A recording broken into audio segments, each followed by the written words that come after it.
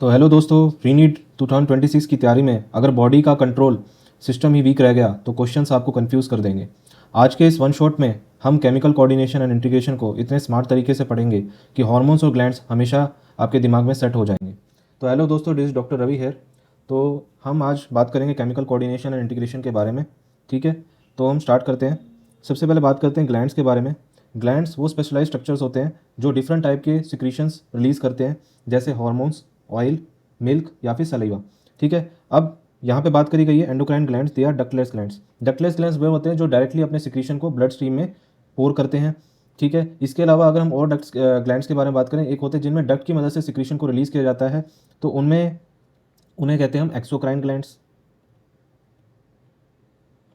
ठीक है, फिर उसके बाद होते हैं मिक्स्ड ग्लैंड्स, जिसमें दोनों ग्लैंड्स डक्ट प्रेजेंट भी होते हैं, ठीक है, या डक्ट एब्सेंट भी होते हैं। ठीक है, अगर हम यहाँ पे बात करें, डक्टलेस ग्लैंड्स हैं, अपने सिक्रीशन को डायरेक्टली पोर करते हैं ब्लड स्ट्रीम में विदाउट एनी डक्ट्स।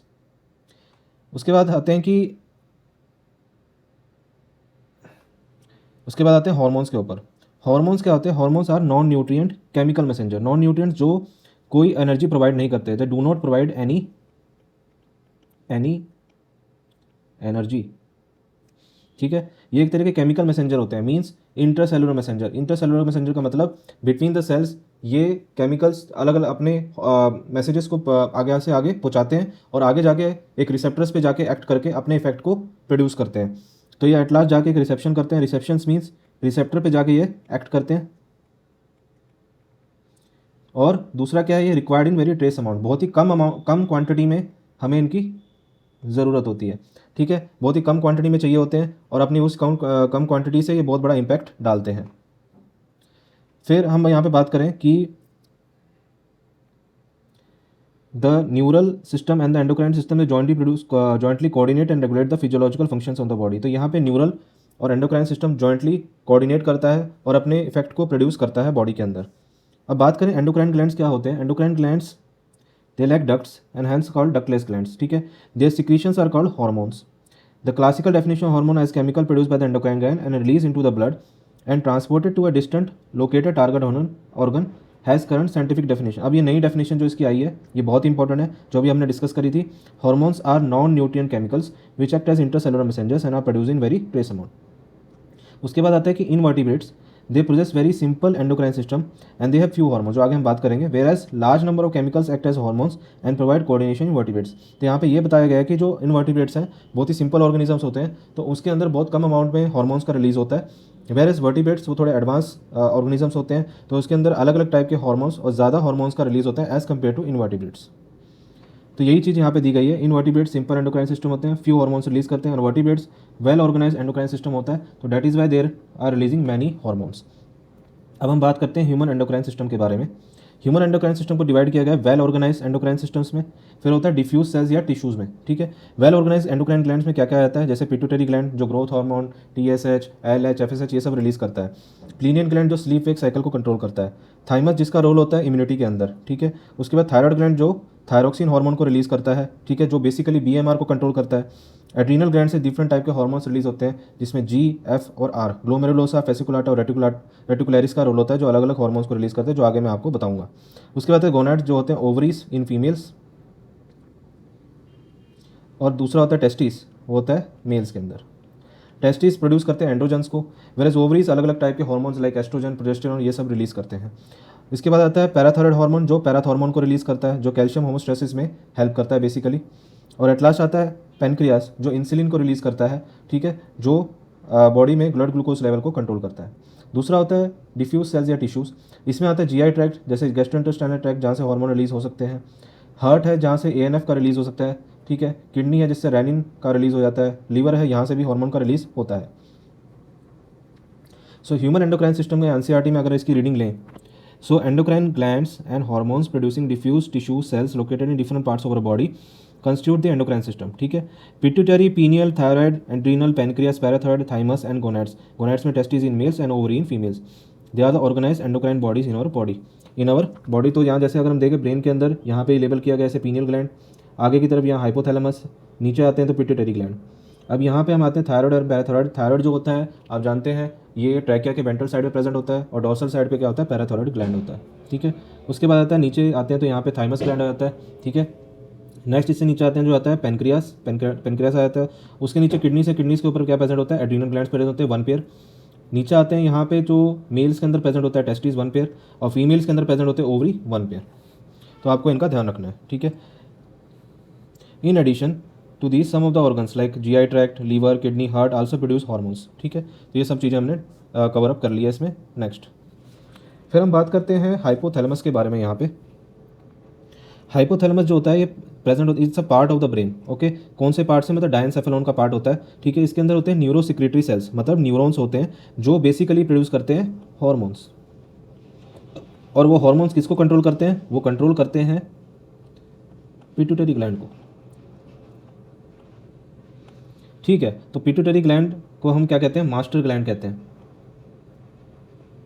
और जो मास्टर ग्लैंड को कंट्रोल करेगा उसे क्या कहेंगे, मास्टर और मास्टर ग्लैंड बोलेंगे। ठीक है, तो हाइपोथैलेमस को हम मास्टर और मास्टर ग्लैंड भी बोलते हैं। इसका ओरिजिन जो होता है वो होता है एक्टोडर्मल। एक्टोडर्मल का हम यहाँ पे डिस्कस करें, अगर आपके बात करें बेटा, जब हम जानते हैं कि स्पर्म्स और ओवा का जब फ्यूजन होता है तो उससे बनता है जाइगोट, और जाइगोट आगे जाके जो एम्ब्रियोनिक डेवलपमेंट में बनता है, जर्म लेयर्स में कन्वर्ट होता है। वो जर्म लेयर्स कौन कौन सी होती हैं,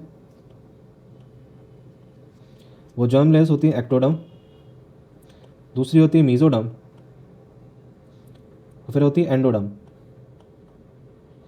और यहाँ पे हम देखें कि उनसे अलग अलग टाइप के आगे टिश्यूज़ या ऑर्गन्स का फॉर्मेशन होता है। यहाँ पे हम देख रहे हैं कि जो हाइपोथैलेमस का फॉर्मेशन हो रहा है थ्रू एक्टोडर्म।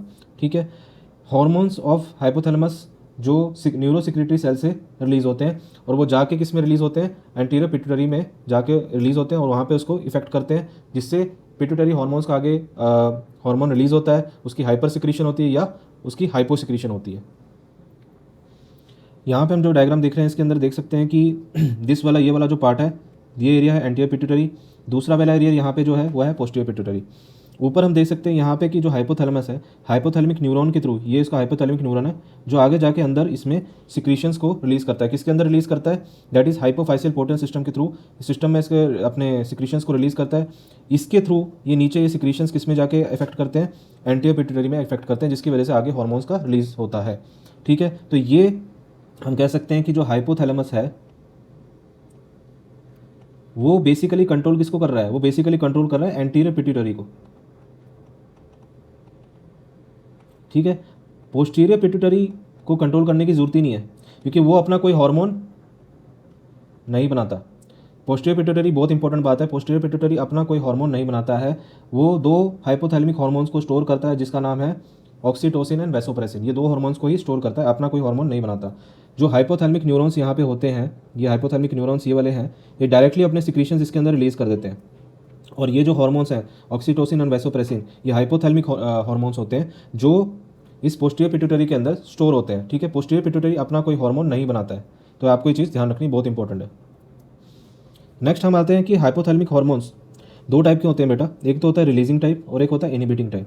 फॉर एग्जांपल अगर मैं लूँ कि अगर मैं बात करूँ जो हाइपोथैलेमिक हार्मोन, एक तो होता है ग्रोथ हार्मोन रिलीजिंग हार्मोन, एक होता है ग्रोथ हार्मोन इनिबिटिंग हार्मोन। ठीक है, ग्रोथ हार्मोन रिलीजिंग हार्मोन जो है ये पिट्यूटरी पे एक्ट करेगा to produce hormone to increase the secretion of growth hormone, ये ग्रोथ हार्मोन की सिक्रीशन को बढ़ाएगा। Whereas growth hormone inhibiting hormone ये भी पिट्यूटरी पे ही एक्ट करेगा, और बेसिकली ये एक्ट करेगा किस पे, एंटीरियर पिट्यूटरी पे, जो आगे हम बात करेंगे। एंटीरियर पिट्यूटरी पे एक्ट करेगा और ये ग्रोथ हार्मोन की सिक्रीशन को कम करेगा। ठीक है, तो ये रिलीजिंग टाइप और इनिबिटिंग टाइप, दो टाइप के हार्मोन जो ये रिलीज़ कर रहा है। अब इस टेबल में हम देख सकते हैं बहुत अच्छे इसमें डायग्राम जो बता अच्छे तरीके से इसको टेबलाइज किया गया है। तो first of all this is growth hormone releasing hormone, जो मैंने आपको बताया था, एक रिलीजिंग हार्मोन होता है और एक इनिबिटिंग हार्मोन होता है, जो एंटीरियर पिट्यूटरी पे एक्ट करेगा। रिलीजिंग हार्मोन प्रमोट्स करेगा सिक्रीशन, मतलब ग्रोथ हार्मोन की सिक्रीशन को बढ़ाएगा। इनिबिटिंग हार्मोन ग्रोथ हार्मोन की सिक्रीशन को घटाएगा। ऐसे ही एमएसएच होता है, मतलब मेलानोसाइट स्टिमुलेटिंग हार्मोन, इसमें भी दो टाइप के हार्मोन होते हैं, रिलीजिंग हार्मोन और एक होता है inhibiting hormone. Releasing hormone anterior pituitary पे एक्ट करके एमएसएच के सिक्रीशन को बढ़ाएगा, वेराज दूसरा जो इनिबिटिंग हार्मोन है ये भी एंटीरियर पिट्यूटरी पे एक्ट करेगा और उसके सिक्रीशन को घटाएगा।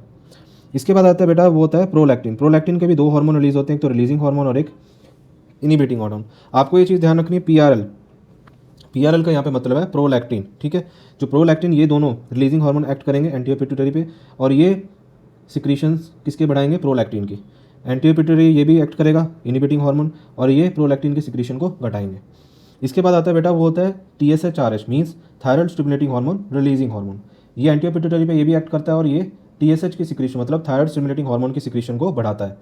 इसके बाद आता है GnRH, जिसे हम कहते हैं gonadotropin releasing hormone. Gonadotropin releasing hormone किस पे, ये भी एंटीरियर पिट्यूटरी पे ही एक्ट करेगा, और ये गोनाडोट्रोपिन्स की रिलीज को बढ़ाएगा।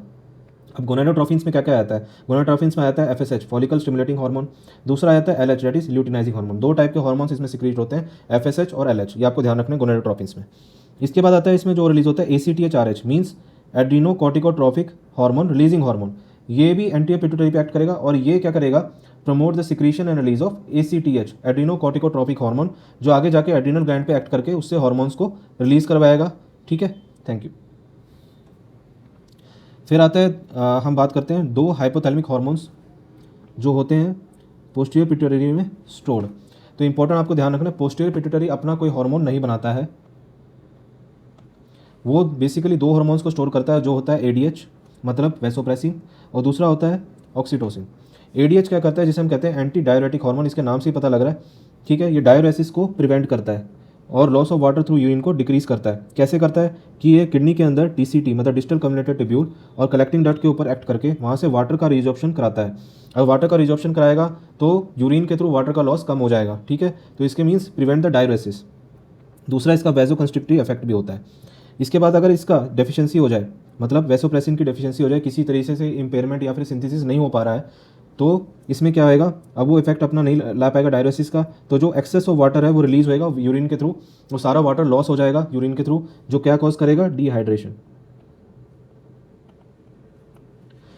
इसके बाद आता है बेटा ऑक्सीटोसिन। ऑक्सीटोसिन को हम बर्थ हार्मोन भी कहते हैं, क्यों, क्योंकि हम जानते हैं जो यूट्रस होता है, यूट्रस में हमें पता है 3 लाइनिंग होती हैं। सबसे अंदर वाली लाइनिंग जो हम कहते हैं एंडोमेट्रियम, उसके बाद मिडल वाली लाइनिंग को हम कहते हैं मायोमेट्रियम, जिसके अंदर क्या होते हैं, स्मूथ मसल्स। स्मूथ मसल्स जिनके ऊपर ये एक्ट करता है, अगर इस पर एक्ट करेगा तो उसको क्या कराएगा, उसकी कॉन्ट्रैक्शन कराता है। स्मूथ मसल्स की कॉन्ट्रैक्शन की वजह से क्या होगा, चाइल्ड बर्थ में हेल्प मिलती है, चाइल्ड बर्थ होने में उसमें हेल्प मिलती है, क्योंकि वो स्मूथ मसल्स कॉन्ट्रैक्ट करेंगे और चाइल्ड बर्थ के होने में हेल्प करेगा, ठीक है, उसके पाथ को फैसिलिटेट करेगा। दूसरा इसका जो इफेक्ट होता है, इसको हम मिल्क इजेक्टिंग हार्मोन भी कहते हैं, क्यों, क्योंकि ये मिल्क इजेक्शन में हेल्प कराता है, ठीक है। तो इसको दो चीज़ आपको ध्यान रखनी है, एक तो ये बर्थ हार्मोन है की तरह इसको हम बोलते हैं, और दूसरा मिल्क इजेक्टिंग हार्मोन होता है। अब यहाँ पे हम बात करें हाइपोथैलेमस की। हाइपोथैलेमस ये NCERT की एक बार रीडिंग ले लेते हैं फटाफट। Hypothalamus is a part of basal part of diencephalon forebrain and it regulates a wide spectrum of body function. इसके बाद जो इंपॉर्टेंट लाइन यहाँ पे मैंने ग्रीन कलर से मार्क की है, आप इंपॉर्टेंट है, इसको अंडरलाइन कर लेना अपने NCERT में। ये आपके प्रीवियस ईयर जो भी क्वेश्चन आए मैंने उनको ऑलरेडी अंडरलाइन किया है, तो आप अपने NCERT में से मार्क कर सकें। सो हम पढ़ते हैं, it contains several groups of neurosecretory cells called nuclei which produce hormones. This hormones they regulate the synthesis and secretion of pituitary hormones, ठीक है। तो ये नीट 2025 में आया हुआ है। However the hormones produce by hypothalamus are of 2 types, जो हम बात कर चुके हैं, releasing hormone which stimulate the secretion of pituitary hormones, दूसरा inhibiting hormone which inhibit the secretion of pituitary hormones. For example अगर हम बात करें hypothalamic hormone called gonadotropin releasing hormone which stimulate the pituitary synthesis and release of gonadotropins. On the other hand, somatostatin hormone from the pituitary, तो ये growth hormone inhibiting hormone का दूसरा नाम जो होता है उसे हम कहते हैं somatostatin. वेरेज growth hormone releasing hormone को हम कह सकते हैं सोमैटोकाइनिन। ये वैसे NCERT में नहीं दिया हुआ है, फिर भी हम एक एक्स्ट्रा नॉलेज आपको मैं बता रहा हूँ। These hormones they originating in the hypothalamic neuron pass through axon and are released from their nerve endings. These hormones reach the pituitary gland through a portal circulatory system and they regulate the function of anterior pituitary. उसके बाद ये important line एक आ रही है जो आगे NEET 2025 में आई हुई है, posterior pituitary is under the direct neural regulation of hypothalamus। तो यहाँ पे वो डायरेक्ट न्यूरल रेगुलेशन हाइपोथैलेमस से होती है, ठीक है, तो आपके ध्यान रखना है। उसके हम बात करते हैं, आते हैं पिट्यूटरी ग्लैंड के ऊपर, जिसे हम हाइपोफाइसिस भी बोल देते हैं। तो यहाँ पे हम बात करें एंटीरियर पिट्यूटरी, ये दो पार्ट में डिवाइड कर रखा है पिट्यूटरी ग्लैंड को। एक होता है एंटीरियर पिट्यूटरी, ये वाला होता है एंटीरियर पिट्यूटरी, और ये होता है पोस्टीरियर पिट्यूटरी। पोस्टीरियर पिट्यूटरी जिसे हम कहते हैं न्यूरो हाइपोफाइसिस, एंटीरियर पिट्यूटरी जिसे हम कहते हैं एडिनो हाइपोफाइसिस, ठीक है। एडिनो हाइपोफाइसिस जो एंटीरियर पिट्यूटरी होता है 75% मतलब ज़्यादा पोर्शन इसी का ही होता है। इसको दो लोग में आगे डिवाइड किया गया है, दैट इज पार्स डिस्टैलिस और पार्स इंटरमीडिया। ये आपको ध्यान रखना है, NCERT में सब ऐसे ही दिया हुआ है, तो ये आपको बहुत इंपॉर्टेंट है, इसको ध्यान रखना। इसको दो लोग में डिवाइड किया है, पार्स डिस्टैलिस और पार्स इंटरमीडिया। इसके बाद हम देखें यहाँ पे जो पोस्टीरियर पिट्यूटरी होता है ये 25% होता है, ठीक है, तो इसका पोर्शन कम होता है as compared to anterior pituitary, ठीक है, और यहाँ पे सिर्फ एक ही लोब होता है जिसे हम कहते हैं पार्स नर्वोसा, ठीक है। अब यहाँ पे मैं आपको पहले ही बता चुका हूँ कि इसके अंदर अपना कोई हार्मोन नहीं होता है, ये हाइपोथैलेमिक हार्मोन्स को ही स्टोर करता है जिसका नाम था ऑक्सीटोसिन और एडीएच डेट इज वैसोप्रेसिन, ठीक है।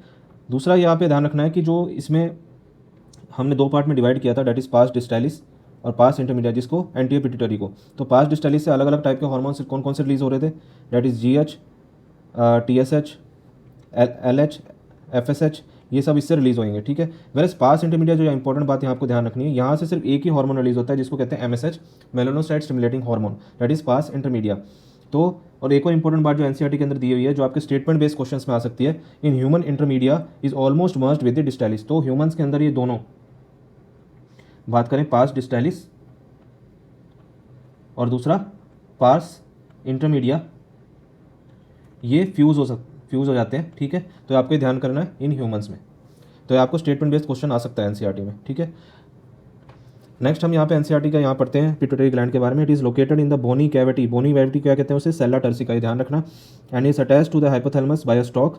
It is divided anatomically into adeno hypophysis and neuro hypophysis. तो एंटीरियर पिट्यूटरी और posterior pituitary, anterior pituitary means adeno hypophysis, posterior pituitary means neuro hypophysis. Adeno hypophysis consist of 2%, that is pars distalis and pars intermedia, जो हम बात कर चुके हैं। The pars distalis region of pituitary commonly called as anterior pituitary, it produces growth hormone, prolactin, thyroid stimulating hormone, ठीक है, जो हम बता चुका हूँ। इसके अलावा एसीटीएच मतलब adrenocorticotrophic hormone, LH luteinizing hormone और एफएसएच यहाँ से रिलीज होता है। अब इंपॉर्टेंट जो लाइन आ रही है जो ग्रीन में मैंने उसमें मार्क करी हुई है, आप इसको ध्यान रखना। Pars intermediate secrete only one hormone which is called as melanocyte stimulating hormone, ये आया हुआ है नीट 2025 में पहले ऑलरेडी ये क्वेश्चन। उसके बाद आता है however in humans the pars intermedia is almost merge with pars distalis, तो ये भी एक इंपॉर्टेंट लाइन है जो आपको स्टेटमेंट बेस में आ सकती है। उसके बाद आता है न्यूरो हाइपोफाइसिस, ये भी इंपॉर्टेंट लाइन है। Neuro hypophysis means posterior pituitary pars nervosa, जिसमें जो पार्ट होता है, also known as posterior pituitary stores and releases two hormones which is called as oxytocin and vasopressin, which are actually synthesised by the hypothalamus and are transported axonally to neuro hypophysis, जो मैं आपको already बता चुका हूँ। ये सिर्फ hormones को यहाँ पे पोस्टीरियर पिट्यूटरी स्टोर करते हैं, actually they are produced by the hypothalamus, ठीक है, और यहाँ से जस्ट ये रिलीज होते हैं। उसके बाद हम ये बात है आगे हम इसके बारे में पढ़ेंगे, ठीक है, जो अभी रहने देते हैं इसको। हाँ, ये हम पढ़ सकते हैं यहाँ से पढ़ लेते हैं। Prolactin regulates the growth of mammary glands and the formation of milk in them, तो ये दो तरीके मेमोट्रॉफिक इफेक्ट भी ला रहा है और लैक्टोजेनिक इफेक्ट भी ला रहा है, मतलब मिल्क भी बना रहा है और मेमोरी ग्लैंड के फॉर्मेशन में भी हेल्प कर रहा है। TSH stimulates the synthesis and secretion of thyroid hormones for the thyroid gland, ठीक है, ये उससे थायराइड ग्लैंड से थायराइड हार्मोन के सिक्रीशन को बढ़ाएगा। एसीटीएच मतलब adrenocorticotrophic hormone stimulate the synthesis and secretion of steroid hormone like glucocorticoid. अब ग्लूकोकॉर्टिकॉइड कौन सा ग्लूकोकॉर्टिकॉइड मींस कोर्टिसोल की बात हो रही है फ्रॉम द एड्रिनल कॉर्टेक्स। इसके बाद आता है LH and FSH stimulate the gonadal activity hence called as gonadotrophin, तो ये गोनाडोट्रोफिन्स होते हैं, गोनाड्स पे एक्ट करते हैं, मतलब टेस्टिस और ओवरीज पे। उसके बाद इन मेल्स यहाँ पे एलएच क्या करता है, stimulate the synthesis and secretion of hormone called androgens. Androgens testis से मेनली कहाँ से, लेडिक सेल से, लेडी सेल्स या इंटरस्टिशियल सेल्स पे एक्ट करता है और वहाँ से टेस्टोस्टेरोन के फॉर्मेशन में हेल्प करता है। मेल्स में अगर बात करें FSH and androgens they regulate the spermatogenesis. अब यहाँ पे एफएसएच का जो रोल होता है मेल्स में ये रहता है, इट हेल्प्स इन स्पर्मेटोजेनेसिस, तो आपको ध्यान रखना है। और फीमेल्स में एलएच इंड्यूसेस द ओव्यूलेशन, तो फीमेल जो एलएच होता है ओव्यूलेशन में हेल्प करता है, जो किस पे एक्ट करता है, ग्राफिन फॉलिकल पे, ठीक है, and maintains the corpus luteum found from the remnants of graafian follicles after ovulation. And FSH stimulates the growth and development of ovarian follicles in females, मतलब एफएसएच एक्ट करेगा उन follicles के ऊपर जो ovaries के अंदर प्रेजेंट होते हैं और उन्हें चेंज करता है primary follicle, secondary follicle, tertiary follicle में आगे चेंज करता है, जो आगे मैं आपको डिटेल में बताऊंगा। एमएसएच अभी हम बात कर रहे हैं मेलानोसाइट स्टिमुलेटिंग हार्मोन, ये एक्ट करता है मेलानोसाइट्स पे, ठीक है, जो मेलानिन कंटेनिंग सेल्स होते हैं जो रेगुलेट करते हैं पिगमेंटेशन ऑफ द स्किन, मतलब बेसिकली स्किन की फेयरनेस, स्किन के कलर को ये डिसाइड करता है। ऑक्सीटोसिन जो होता है, oxytocin acts on the smooth muscles of the our body and it stimulate their contraction, जो मैंने आपको बता चुका हूँ in females it stimulate the vigorous contraction of the uterus at the time of child birth and मतलब basically smooth muscle cells जो myometrium के अंदर प्रेजेंट होती हैं, ठीक है, उन पे एक्ट करता है, ठीक है। और दूसरा होता है milk ejection from the memory gland, तो ये मिल्क इजेक्टिंग हार्मोन भी इसीलिए कहते हैं क्योंकि ये मिल्क इजेक्शन हेल्प करता है मतलब इजेक्ट करने में, ठीक है, तो ये आपको ध्यान रखना है। उसके बाद वाली जो लाइन है बहुत इंपॉर्टेंट है, मैं ऑलरेडी बता चुका हूँ इसके बारे में, दैट इज वैसोप्रेसिन के बारे में। It acts mainly at the kidney and stimulate the resorption of water and electrolytes by the distal tubules and thereby reduces loss of water through urine, तो डायरेसिस को कम करेगा, hence it is also called as anti diuretic hormone, ये already question आया हुआ है, important है आपके लिए। And impairment of acting the synthesis, अब कोई भी इम्पेयरमेंट, कोई भी ऐसी चीज़ जो ढंग से काम ना कर पाए, उससे इसकी वजह से सिंथेसिस या रिलीज एडीएच का रुक जाए, तो क्या होएगा, diminished ability of the kidney to conserve the water leading to water loss and dehydration हो जाएगा। This condition is called as diabetes insipidus, जो मैं आपको ऑलरेडी बता चुका हूँ। ये नीट 2020 का ये भी क्वेश्चन है, तो आप ये ध्यान रखना। फिर ये टेबल है जो बहुत इंपॉर्टेंट है, इसके बारे में हम एक बार अच्छे से इसको देख लेते हैं। तो कौन कौन से हार्मोन्स जो पिट्यूटरी ग्लैंड से रिलीज़ हो रहे हैं, ये उनकी लिस्ट है। तो सबसे पहले जो हार्मोन जिससे रिलीज़ हो रहा है, जिसे हम कहते हैं ग्रोथ हार्मोन, जिसे सोमैटोट्रोपिन भी बोल देते हैं, ये अलग अलग जनरलाइज बॉडी पार्ट्स पे एक्ट करता है। क्या क्या कराता है, इलोंगेशन ऑफ लॉन्ग बोन्स, ठीक है, causes basically increase in height, और ये प्रोटीन कार्बोहाइड्रेट फैट मेटाबॉलिज्म पे भी एक्ट करता है, उसको इफेक्ट करता है। दूसरा होता है एमएसएच, मतलब मेलानोसाइट स्टिमुलेटिंग हार्मोन, ये एक्ट करता है मेलानोसाइट्स के ऊपर, and it regulate the skin pigments by production of melanin pigment from the melanocyte, तो मेनली स्किन की जो कलर होता है उसको रेगुलेट करता है। तीसरा है पीआरएल मीन्स प्रोलैक्टिन, ये मेमोरी ग्लैंड पे एक्ट कर रहा था। इसके दो टाइप के इफेक्ट थे, एक तो लैक्टोजेनिक और एक mammotrophic. Mammotrophic means growth of mammary glands पे एक्ट करेगा, लैक्टोजेनिक मीन्स मिल्क के प्रोडक्शन में हेल्प करेगा। तो आपके दो चीज़ ध्यान रखनी है, लैक्टोजेनिक इफेक्ट और मेमोट्रॉफिक इफेक्ट दोनों होता है इसका। फिर आता है टीएसएच, मतलब थायराइड स्टिमुलेटिंग हार्मोन, नाम से पता लग गया, तो थायराइड ग्लैंड पे एक्ट करेगा। क्या करेगा, ये thyroid promote the growth and development of thyroid gland, ठीक है। उसके also promote the synthesis and secretion of T3 and T4। T3 and T4 मतलब थायराइड हार्मोन, थायरोक्सिन हार्मोन्स जो होते हैं। T3 का मतलब है ट्राईआइडोथायरोनिन एंड T4 का मतलब है टेट्राआइडोथायरोनिन, जो मैं आगे आपको डिटेल में बताऊंगा इसके बारे में। ACTH क्या होता है, एड्रीनो कॉर्टिकोट्रोफिक हार्मोन होता है, ये एड्रीनल कॉर्टेक्स पे एक्ट कर रहा है, ये रिलीज कर रहा है कॉर्टिसोल फ्रॉम एड्रीनल कॉर्टेक्स, ठीक है। बेसिकली ये जोना फेसिकुलाटा से रिलीज करता है। उसके बाद आता है FSH, ये भी एक तरह का गोनेडोट्रोफिन है, मैं आपको बता चुका हूँ ऑलरेडी, फॉलिकल स्टिमुलेटिंग हार्मोन। ये दो चीज़ों में एक्ट करता है, फीमेल के ऊपर ही एक्ट करता है, ओवरी पे, ठीक है। यहाँ पे ग्रोथ कराता है डेवलपिंग फॉलिकल्स का।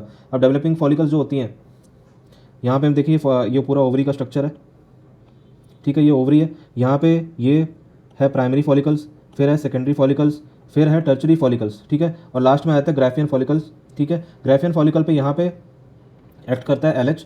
LH ऐड करके क्या कराता है, एग रिलीज कराता है, जिसे हम कहते हैं ओव्यूलेशन।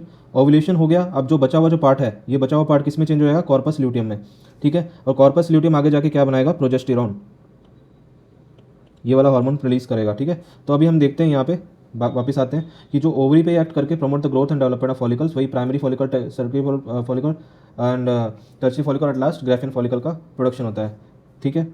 उसके बाद हम ध्यान रखें, ये तो एक्ट हो गया इसका अपना ओवरी पे। मेल पे क्या एक्ट करेगा, FSH, ये प्रमोट करेगा स्पर्मेटोजेनेसिस पे, जो हमने आगे पिछली बार अभी NCERT में पढ़ लिया था। ये डायग्राम मैं ऑलरेडी आपको एक्सप्लेन कर दिया है। नेक्स्ट हम आते हैं LH के ऊपर, जिसे हम कहते हैं ल्यूटिनाइजिंग हार्मोन, जो ये भी एक तरह का गोनेडोट्रोफिन है, जो पिट्यूटरी ग्लैंड से रिलीज हो रहा है। इसके भी दो इफेक्ट होते हैं, फीमेल और मेल में, ठीक है। अगर हम बात करें फीमेल में, ये ओवरी पे एक्ट करेगा, ठीक है, और ये एक्ट किस पे करेगा, ग्राफियन फॉलिकल। मैं आपको ऑलरेडी बता चुका हूँ, ये ग्राफियन फॉलिकल था, ये यहाँ पे ग्राफियन फॉलिकल था जिस पे एक्ट कर रहा था LH, ये ल्यूटिनाइजिंग हार्मोन, जिसकी वजह से क्या हो रहा था, ओव्यूलेशन। तो ये कराएगा ovulation and leads to the formation of yellow body known as corpus luteum. These are the remnants of graafian follicle. ये येलो कलर जो स्ट्रक्चर बनेगा, this is called as corpus luteum, जिससे क्या रिलीज होएगा, progesterone. दूसरा ये act करेगा testis के ऊपर भी, मेल्स में, और ये एक्ट करता है, मैं आपको ऑलरेडी बता चुका हूँ, लेडिक सेल्स या इंटरस्टिशियल सेल्स पे, जिससे क्या रिलीज कराता है, टेस्टोस्टेरॉन। ये एक टाइप का एंड्रोजन होता है। LH is also known as ICCH, मतलब इंटरस्टिशियल सेल स्टिमुलेटिंग हार्मोन। इसलिए कहते हैं क्योंकि लेडिक सेल्स को हम, जो इसका अदर नेम होता है वो होता है interstitial cell, that is why it is called as interstitial cell stimulating hormone. तो ये आपको ध्यान रखना है। उसके बाद हम आते हैं बेटा ग्रोथ हार्मोन के ऊपर। ग्रोथ हार्मोन के हम बात कर रहे हैं यहाँ पे डिसऑर्डर्स ऑफ ग्रोथ हार्मोन। अब डिसऑर्डर्स ऑफ ग्रोथ हार्मोन, जब ग्रोथ हार्मोन का सिक्रीशन जो है बहुत कम हो जाए, ग्रोथ हार्मोन का सिक्रीशन कभी बढ़ जाए, अगर कम हो जाए तो उसे कहते हैं हाइपोसिक्रीशन, बढ़ जाए तो हाइपर सिक्रीशन। हाइपोसिक्रीशन की अगर बात करें, यहाँ पे अगर बात करें हाइपोसिक्रीशन बिफोर प्यूबर्टी, तो ये क्या कॉज करता है, ड्वार्फिज्म। तो यहाँ पर्सन को देख सकते हैं, इसकी हाइट छोटी है तो ये ड्वार्फिज्म है, ठीक है। दूसरा, अगर ये आफ्टर प्यूबर्टी होता है तो ये कॉज करता है एक्रोमाइक्रिया। तो यहाँ फिंगर्स हम देख सकते हैं बहुत छोटी हैं, ठीक है, जिसे हम कहते हैं एक्रोमाइक्रिया। इसके बाद आता है दूसरा जो केस होता है, जो होता है हाइपर सिक्रीशन का। हाइपर सिक्रीशन में, इसमें अगर यह बिफोर प्यूबर्टी होता है तो ये कॉज करता है जिजेनेटिज्म। तो इसमें बेसिकली जो पर्सन की हाइट है बहुत ज़्यादा इंक्रीज़ कर जाती है। यहाँ पे जो लेडी है इनकी हाइट बहुत ज़्यादा इंक्रीज़ होगी, नॉर्मल पर्सन जो इनके साथ में खड़े हैं। दूसरा, अगर ये आफ्टर प्यूबर्टी होता है, मेनली जो हमने पहले पढ़ा था जो अपने NCERT में मिडिल एज पे अगर देखने को मिलता है, तो यहाँ पे क्या कॉज करता है, एक्रोमेगैली। तो यहाँ पे जो जॉ होता है उसकी ग्रोथ बहुत ज़्यादा बढ़ जाती है, ठीक है, और वैसे ही हैंड्स और फीट को भी इफेक्ट करता है। तो यहाँ पे इसको हम डिटेल में डिस्कस कर रहे हैं। अगर हाइपोसिक्रीशन है मतलब ग्रोथ हार्मोन की सिक्रीशन कम हो गई है, तो यहाँ पे हम बात कर रहे हैं hyposecretion of growth hormone before the puberty. तो क्या कॉज करता है? ड्वार्फिज्म। इसमें क्या होता है? ओवरऑल हाइट शॉर्ट हो जाती है। Such people are often referred as midgets. तो ये जो पर्सन्स होते हैं इन्हें मिजेट्स बोलते हैं। इसके बाद आता है दूसरा जो कंडीशन होती है हाइपोसिक्रीशन आफ्टर प्यूबर्टी। तो इसमें क्या कंडीशन कॉज होती है? That is acromicria. ठीक है, यहाँ पे disproportionate body, specific parts like hand, feet, jaw, ये सब छोटे हो जाते हैं। तो ये हैंड्स वगैरह की जो फिंगर्स हैं छोटी हो जाती हैं। इसके बाद आता है अगला कंडीशन जो होता है hyper secretion, means growth hormone की सिक्रीशन बढ़ गई है, ग्रोथ हार्मोन ज़्यादा इंक्रीज हो गया। तो इसमें क्या होता है? एक कंडीशन होती है बिफोर प्यूबर्टी। अगर ग्रोथ हार्मोन की सिक्रीशन जो है हाइपर सिक्रीशन है, बिफोर प्यूबर्टी बढ़ गई है, तो क्या कॉज करेगा? जिजेंटिज्म। ठीक है, इसमें मेनली जो है हाइट इंक्रीज कर जाती है, जो हम यहाँ पे देख सकते हैं इन लेडी की हाइट बहुत ज़्यादा इंक्रीज कर गई है। उसके बाद आता है कि फिर दूसरी कंडीशन होती है कि hyper secretion of growth hormone after the puberty. After puberty में जो कंडीशन ये देखने को मिलती है दैट इज एक्रोमेगैली। ठीक है, एक्रोमेगैली यहाँ पे क्या था? मेनली जो स्पेसिफिक पार्ट्स, मेनली फेस पे, मतलब jaw, hands and feet, they are enlarged. तो हम यहाँ पे देख सकते हैं जॉ है, फीट है या हैंड्स है, ये एनलार्ज हो जाते हैं। एंड इसमें जो इंपॉर्टेंट बात जो ध्यान रखनी है, it usually occurs in the middle age, often remain undiagnosed for many long time, if unchecked it might lead to premature death. क्योंकि इसके बारे में आपको बहुत बाद में पता लगता है, काफ़ी लेट पता लगता है, तो इसलिए इसको मिडल एज या अनडायग्नोस्ड ये रहती है। ठीक है, तो आपको ये चीज़ ध्यान रखनी है एक्रोमेगैली के बारे में।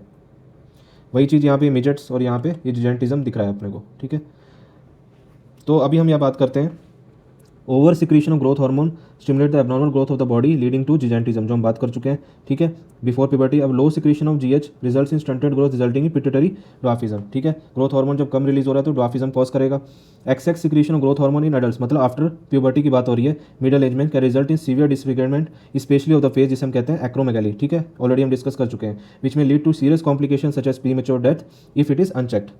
The disease is hard to diagnose in early stages and often goes undetected for many years until changes in external features become noticeable। ठीक है, तो ये भी ध्यान रखना है। बाकी हम नीचे का ऑलरेडी डिस्कस कर चुके हैं, ये भी हम डिस्कस कर चुके हैं। सो बच्चों, हम बात करते हैं अब थायराइड ग्लैंड के बारे में। और थायराइड ग्लैंड जो होता है वो होता है एंडोडर्मल इन ओरिजिन, ये इंपॉर्टेंट है। उसके बाद आपको ध्यान रखना है जो थायराइड ग्लैंड होता है वो बटरफ्लाई शेप का होता है। ठीक है, तो ये बटरफ्लाई शेप का है, जिसको जोड़ता है, इन दो लोब्स को जोड़ता है इस्थमस। ठीक है, और ये एक और चीज़ आपको ध्यान रखनी है कि जो ये एक तो बटरफ्लाई शेप का होता है, दूसरा ये प्रेजेंट होता है वेंट्रल साइड ऑफ ट्रैकिया में। तो ये वेंट्रल साइड में प्रेजेंट होता है। तो डॉर्सल साइड में क्या प्रेजेंट होता है? डॉर्सल साइड में होता है पैराथायरॉयड ग्लैंड। ठीक है, आगे मैं आपको एनसीईआरटी का इसका डायग्राम भी दिखा दूंगा। और एक और चीज़ आपको ध्यान रखनी है कि जो थायराइड ग्लैंड है वो कंपोज होता है दो चीज़ों से। एक तो होता है इसमें स्मॉल स्टोमल टिश्यू, और दूसरा होता है इसमें थायराइड फॉलिकल्स। तो यहाँ हम देख सकते हैं इस डायग्राम में, तो ये जो एरिया है पूरा, ये जो खाली एरिया यहाँ पे पड़ा है, this area, this is the stromal tissue. ठीक है, और इसके अंदर ये यहाँ पे थायराइड फॉलिकल्स। तो ये हैं थायराइड फॉलिकल्स यहाँ पे। अब इन थायराइड फॉलिकल्स को अगर हम देखें तो इनको लाइन क्या कर रहे हैं यहाँ पे, ये हैं सिंपल क्यूबॉइडल एपिथेलियम। तो अगर इनको देखें किस तरीके से दिखती है, ये है सिंपल क्यूबॉइडल एपिथेलियम। और अगर ये सिंपल क्यूबॉइडल एपिथेलियम एक तो थायराइड ग्लैंड में दिखती है, इसके अलावा ये कहाँ पे मिलती है? हमें मिलेंगी डिस्टल कम्युलेटेड ट्यूब्यूल में, स्मॉल डक्ट ऑफ ग्लैंड्स में, एंड आल्सो जर्मिनल एपिथेलियम। तो ये भी आपको ध्यान रखना है। इसके अलावा अगर हम बात करें कि एक होती है दूसरी एक एपिथेलियम, आपने नाम सुना होगा ब्रश बॉर्डर एपिथेलियम, वो कुछ इस प्रकार से दिखती है। जो ब्रश बॉर्डर एपिथेलियम होती है, ठीक है, ये यहाँ पे इसमें क्या होते हैं, ये ब्रश बॉर्डर कहते हैं कि यहाँ विलाई टाइप के होते हैं स्ट्रक्चर्स जो एब्जॉर्प्शन में हेल्प करते हैं। और ये कहाँ प्रेजेंट होते हैं? पीसीटी में। PCT means proximal convoluted tubule, जो पार्ट होता है किडनी में। ठीक है, जो आगे हम आपको पढ़ाएंगे। तो अभी हम बात करते हैं कि आगे क्या रहता है कि इस थायराइड फॉलिकल्स के अंदर प्रेजेंट होता है ये थायरोग्लोबुलिन। और ये थायरोग्लोबुलिन जो होता है ये प्रोटीन होता है in which the tyrosine amino acid is repeated many times. Important बात जो आपको यहाँ पे ध्यान रखनी है, जो थायराइड हार्मोन है वो इसी फॉर्म में स्टोर होता है। तो thyroid hormone is store in the form of thyroglobulin. अब बेसिकली इसमें होता क्या है कि जो ये यहाँ पे थायरोग्लोबुलिन है, ठीक है, थायरोग्लोबुलिन के अंदर यहाँ पे टायरोसिन अटैच होते हैं। ठीक है, तो टायरोसिन अमीनो एसिड यहाँ पे अटैच होते हैं, और इन टायरोसिन अमीनो एसिड के ऊपर क्या आके अटैच होते हैं? आयोडीन। ठीक है, कई जगह ये सिंगल अटैच होते हैं जिसे कहते हैं मोनो आइडोटायरोसिन, यहाँ पे हम देख सकते हैं मोनो आइडोटायरोसिन। और कई जगह ये डबल अटैच होते हैं जिसे हम कहते हैं डाई आइडोटायरोसिन। ठीक है, अब आगे हम देख सकते हैं, हाँ एक और बात आपको ध्यान रखनी है, जो आयोडीन का यहाँ पे क्या रोल है, आयोडीन यहाँ पे बहुत इंपॉर्टेंट होता है, ठीक है, क्योंकि ये थायराइड ग्लैंड की डेवलपमेंट में हेल्प करता है, उसकी डेवलपमेंट में इसका बहुत बड़ा रोल होता है। और ये आपको आपकी डाइट से मिलता है, जैसे आजकल आयोडीनेटेड जो नमक आता है, आयोडीन वाला नमक आता है, उसको कहते हैं उसको कंज्यूम करो, वो इसलिए होता है कि आयोडीन आपको बाहर से डाइट के थ्रू मिलेगा और ये जाके थायराइड ग्लैंड के डेवलपमेंट में हेल्प करेगा। दूसरा, यही आयोडीन आगे थायरोक्सिन हार्मोन के फॉर्मेशन में भी हेल्प करता है, ठीक है। तो थायरोक्सिन हार्मोन जो होता है हमारी बॉडी में बहुत सारे फंक्शंस को रेगुलेट करता है, तो हमारी बॉडी के डेवलपमेंट के लिए बहुत इंपॉर्टेंट होता है। तो अगर हम बात करें थायरोग्लोबुलिन के बारे में, तो ये मॉडिफाइड होता है आगे किसमें, T3 और T4 में। T3 जिसे हम कहते हैं ट्राईआइडोथायरोनिन मतलब T3, और दूसरा होता है टेट्राआइडोथायरोनिन जिसे हम कहते हैं T4। ट्राईआइडोथायरोनिन कैसे बनता है, एक मोनो आइडोथायरोनिन और एक डाईआइडो थायरोनिन जब जुड़ता है तो इससे बनते हैं T3 जिसे हम कहते हैं ट्राईआइडोथायरोनिन।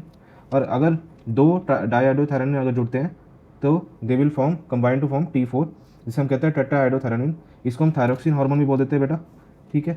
तो टुगेदर इन दोनों को हम बोलते हैं थायराइड हार्मोन, ठीक है। तो थायरोग्लोबुलिन से इस तरीके से आगे ये T3 और T4 का फॉर्मेशन होता है। नेक्स्ट हम आते हैं कि इसके फंक्शंस क्या क्या होते हैं। तो फंक्शंस ऑफ थायराइड हार्मोन बहुत इंपॉर्टेंट है, जो आपको ध्यान रखना है। जो इसका मेन फंक्शन होता है वो होता है टू मेंटेन द BMR मतलब बेसल मेटाबॉलिक रेट को रेगुलेट करता है, हार्ट रेट को इंक्रीज़ करेगा। दूसरा, ये थर्मोजेनिक इफेक्ट लाता है मतलब बॉडी टेम्परेचर को इंक्रीज़ करता है। उसके बाद ये प्रमोट करता है एरिथ्रोपोइसिस को मतलब RBC फॉर्मेशन को इंक्रीज़ करता है। अब आपको एक और चीज़ ध्यान रखनी है, ऐसे और भी आगे हार्मोन्स हैं जो एरिथ्रोपोइसिस या RBC फॉर्मेशन में हेल्प करते हैं। अब वो कौन कौन से हार्मोन्स हैं एक बार आप देख लीजिए। एक तो थायराइड हार्मोन जो अभी बताया मैंने आपको, तो उसके बाद होता है कॉर्टिसोल, फिर होता है मेल एंड्रोजन, और तीसरा होता है जो हमें मिलता है किडनी के अंदर जिसे हम कहते हैं एरिथ्रोपोएटिन। तो ये थायराइड हार्मोन के अलावा ये तीनों जो चीज़ें होती हैं ये भी RBC फॉर्मेशन में हेल्प करती है, एरिथ्रोपोइसिस को कॉज करती है, ठीक है। इसके अलावा थायराइड हार्मोन और क्या करता है, it regulates the water and electrolyte balance. इसके बाद अगला जो इंपॉर्टेंट जो फंक्शन को कॉज करता है वो होता है टिश्यू डिफ्रेंशिएशन, ठीक है।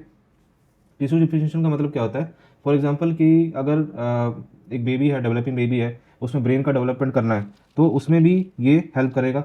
उसके बाद एक और है कि जैसे एक टैडपोल लार्वा है, टैडपोल लार्वा मतलब किस में होता है, फ्रॉग में आपको देखने को मिलता है, लार्वल फॉर्म होता है फ्रॉग का। तो टैडपोल लार्वा जो होता है जो कन्वर्ट हो जाता है अडल्ट फ्रॉग में, वो किसके हेल्प से होता है, with the help of this thyroid hormone only. तो ये थायराइड हार्मोन की हेल्प की वजह से ये टैडपोल लार्वा कन्वर्ट होता है अडल्ट फ्रॉग में जिसे हम कहते हैं टिश्यू डिफ्रेंशिएशन। इसके अलावा इसका रोल होता है प्रोटीन, कार्बोहाइड्रेट और फैट मेटाबॉलिज्म में। तो ये फंक्शंस जो हैं थायराइड हार्मोन के आपको ध्यान रखने हैं। नेक्स्ट हम आते हैं बेटा, ये होता है पैराफोलिकुलर सेल्स। ये पैराफोलिकुलर सेल्स कहाँ पे थे, ये यहाँ पे जो हम स्ट्रोमल टिश्यू देख रहे थे, तो इसके अंदर, ये स्ट्रोमल टिश्यू के अंदर ये हमें पैराफोलिकुलर सेल्स भी मिले थे, ठीक है। अब ये पैराफोलिकुलर सेल्स क्या कर रहे हैं, ये सिक्रीट कर रहे हैं हार्मोन TCT मतलब थायरोकैल्सिटोनिन, या इसे कैल्सिटोनिन भी बोल देते हैं। इसका फंक्शन क्या होता है आपको ध्यान रखना है, ये ब्लड कैल्शियम लेवल को रिड्यूस करता है। तो ये ब्लड कैल्शियम लेवल को रिड्यूस करेगा, तो आपको ये चीज़ ध्यान रखनी है। तो इसी के हिसाब से इसके फंक्शंस रहेंगे। सो ये deposit the calcium on the borne by taking it away from the blood. तो अगर हम ये मान लें ये यहाँ पे ब्लड वेसिल है,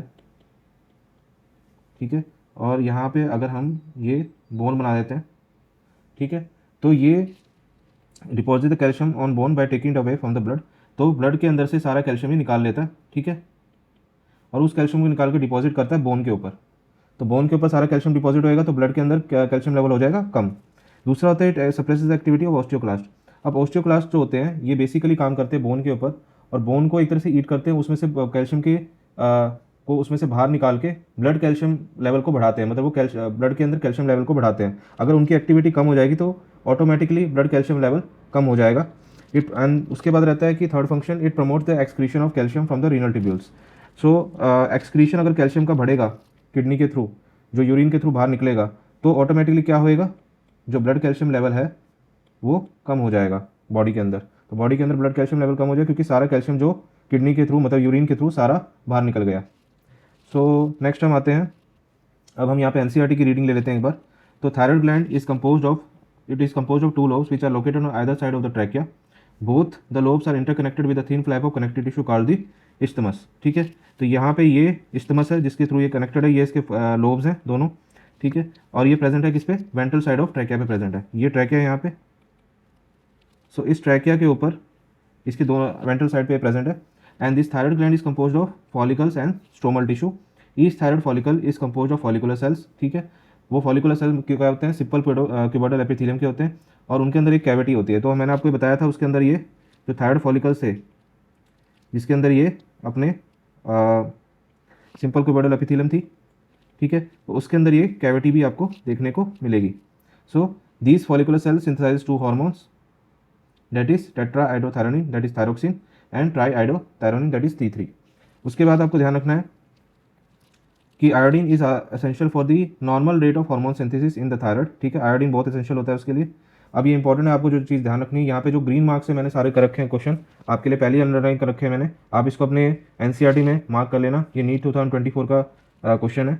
deficiency of iodine in our diet results in hypothyroidism and enlargement of the thyroid gland, commonly called as goitre.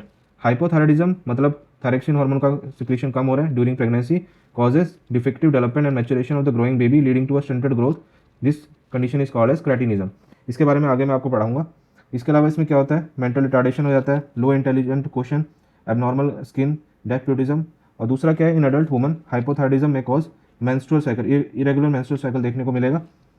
तो due to cancer of the thyroid और due to development of nodules, मतलब कोई भी type का neoplasm या फिर कोई भी टाइप का कैंसर या नोड्यूल बन रहा है थायराइड के ग्लैंड में, तो ये थायराइड ग्लैंड की सिंथेसिस को बढ़ा देगा to abnormally high level leading to condition which is called as hyperthyroidism, मतलब थायराइड हार्मोन का सिक्रीशन बढ़ जाएगा, which affect adversely affect the body physiology. उसके बाद ये जो डिसऑर्डर्स के बारे में एक बार आपको मैं बाद में बताऊंगा, एक बार ये इसके बारे में पढ़ लेंगे, ठीक है। और एक और चीज़ आपको ध्यान रखनी है, ये है इसके जस्ट जो डोर्सल साइड पे होते हैं वो प्रेजेंट होते हैं, दीज आर पैराथायरॉयड ग्लैंड्स, और ये पैराथायरॉयड ग्लैंड्स किसमें अपना 1 पेयर होते हैं ईस्ट साइड में। अब हम बात करते हैं डिसऑर्डर्स के बारे में। तो डिसऑर्डर्स क्या क्या हो सकते हैं थायराइड ग्लैंड के अंदर। एक कंडीशन होती है जिसमें कहते हैं हाइपोसिक्रीशन, और दूसरी कंडीशन होती है हाइपर सिक्रीशन। हाइपोसिक्रीशन मीन्स जिसमें थायराइड हार्मोन का सिक्रीशन हो जाता है कम, और दूसरी कंडीशन जिसमें थायराइड हार्मोन का सिक्रीशन हो जाता है ज़्यादा। अब वो कौन कौन सी कंडीशन है, तो हाइपोसिक्रीशन की कंडीशन में वैसे जो पहला जो बताया है वो है सिंपल गोइटर, वैसे गोइटर वाली जो कंडीशन है वो आपको हाइपोसिक्रीशन और हाइपर सिक्रीशन दोनों कंडीशन में देखने को मिल जाती है। वैसे अगर हम यहाँ बात करें जो सिंपल गोइटर वाली कंडीशन है वो हाइपोसिक्रीशन के अंदर मिलती है। दूसरा आपको मिलेगा यहाँ पे क्रेटिनिज्म, ठीक है, ये भी थायराइड हार्मोन के हाइपोसिक्रीशन में ही देखने को मिलेगा, जिसे कहेंगे हम हाइपोथायराइडिज्म। तीसरा आता है मिक्सिडीमा, मिक्सिडीमा भी हाइपोसिक्रीशन देखने को मिलता है, ये एडल्ट कंडीशन में देखने को मिलेगा। और दूसरा होता है, इसके बाद आता है हाशिमोटोस डिजीज़, ठीक है, हाशिमोटो डिजीज़ भी, ये वैसे दोनों जो आपको ध्यान रखनी है, दोनों जो कंडीशंस हैं मिक्सिडीमा और हाशिमोटो, ये एनसीईआरटी के अंदर नहीं दिए हुए हैं, ये मैं आपको यहाँ पे एक्स्ट्रा नॉलेज दे रहा हूँ, ठीक है। मिक्सिडीमा की अगर बात करें, इन females it causes the irregular menstrual cycle, ये वाली लाइन एनसीईआरटी के अंदर दी हुई है, तो इसलिए मैंने यहाँ पे आपको ये बताई है कि इरेगुलर मेंस्ट्रुअल साइकिल किस में देखने को मिलेगा, मिक्सिडीमा में। उसके बाद आता है हाशिमोटो डिजीज, जो है ये एक तरह की ऑटोइम्यून कंडीशन है।